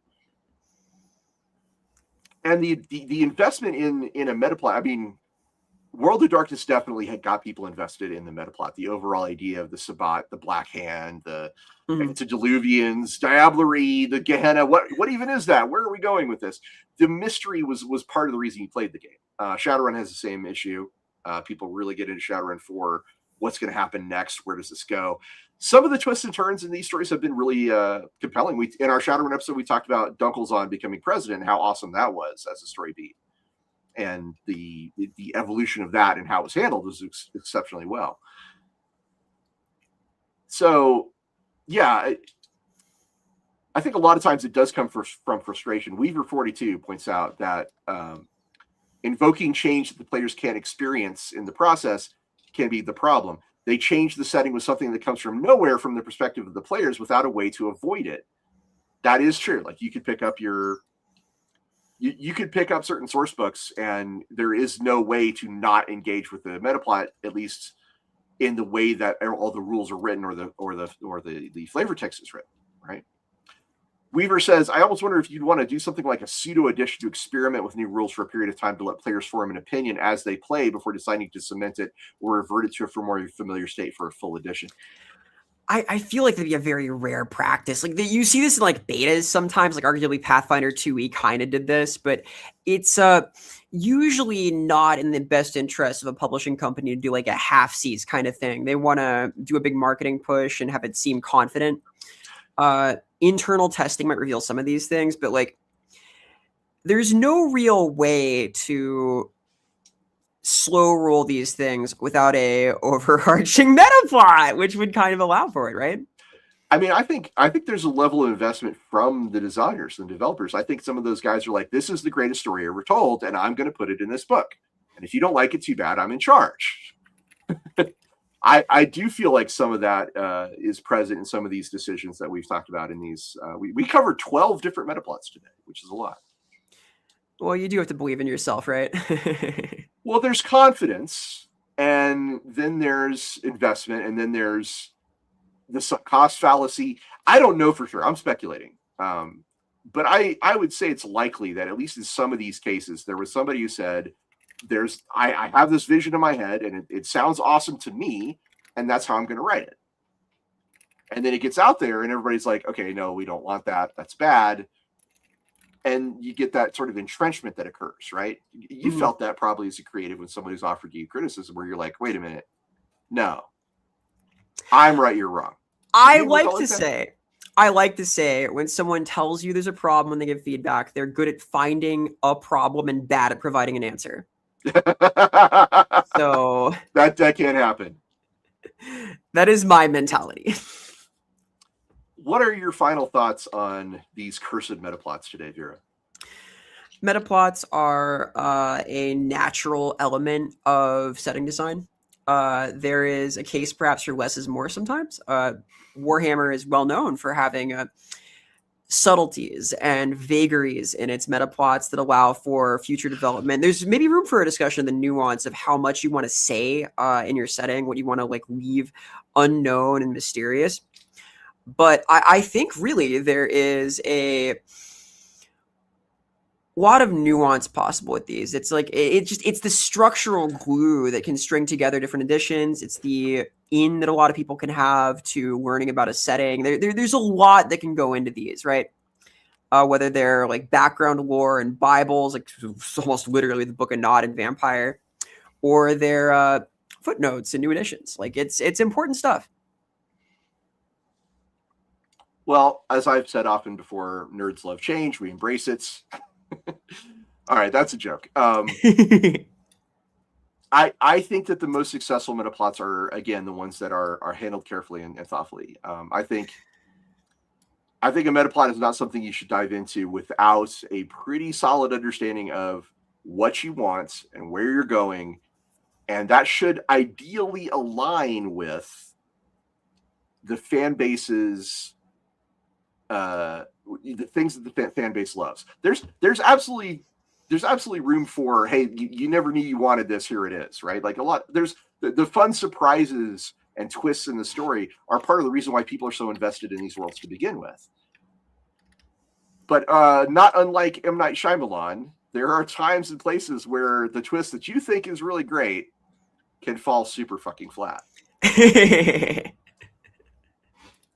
So, you know, I think that's where I'm going to leave it off is that you know, a metaplot is probably something that should be tested on several people. You know, you should probably not just keep it to yourself. You should probably, you know, workshop that a bit, bounce it around, make sure the 5-year-old in your house doesn't say, "Hey, that's stupid," you know. Yeah, when they work, they work. When they don't, they frustrate. Like it's the kind of thing that has the potential to upset, obviously, as we discussed today, but well executed ones are memorable and fun. And be super careful if you're going to change the genre out of nowhere. Yeah, people will resist that. The more your meta plot runs against the grain of what players have come to accept and with the future they've begun to envision with your game is, the better you have to justify it. Absolutely true. All right, guys, I want to say thanks to everybody who's been with us on this journey through the Curse of Metaplots, and do us a favor, hit the like button and the subscribe button so that we can spread more people. We spread the algorithm can help get us out there to more people in the role-playing game world. I have a cool set of games you can buy here on DriveThruRPG if you want to check out some of the stuff I've been working on, like Accursed. Hey, it's basically Hellboy meets Solomon Kane, where you play as monsters trying to free a dark fantasy setting from the witches who have taken it over. Vera, where can people find you and what you're working on these days? People can find me at Vera Samilla on Twitch and on YouTube. I put out little YouTube shorts from my stream. I do stream nonsense and mess around in 3D. On Tuesday, tomorrow, I'm going to be talking about Moe and what that is. If you're an anime enjoyer, we're doing a little Moe history. We have got a lot of requests for anime beards. We have gotten requests for anime beards where we should just talk about anime. I mean, I kind of like anime, so you maybe we'll have to see some of that. But yeah, I am going to Offkai this week, so I'm going to be away for a few days. I'm going to the big VTuber con.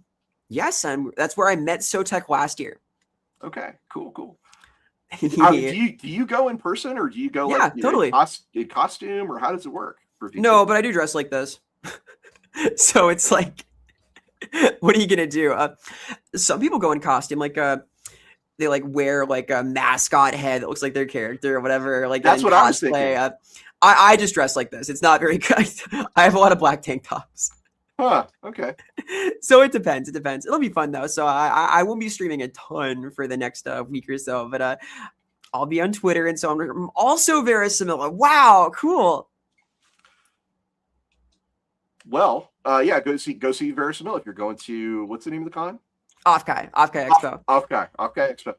And we will see you guys every Monday. By the way, we're changing the way we're doing polls. If you want to vote on what we're going to do next Monday, the poll will be live right after this show, because I already wrote it and scheduled it to go live right after. So you can go to our YouTube page, go to the posts tab, and then vote on what you want to see for next week's topic. One of the options is Super Babes. Vera. Exciting. Yeah.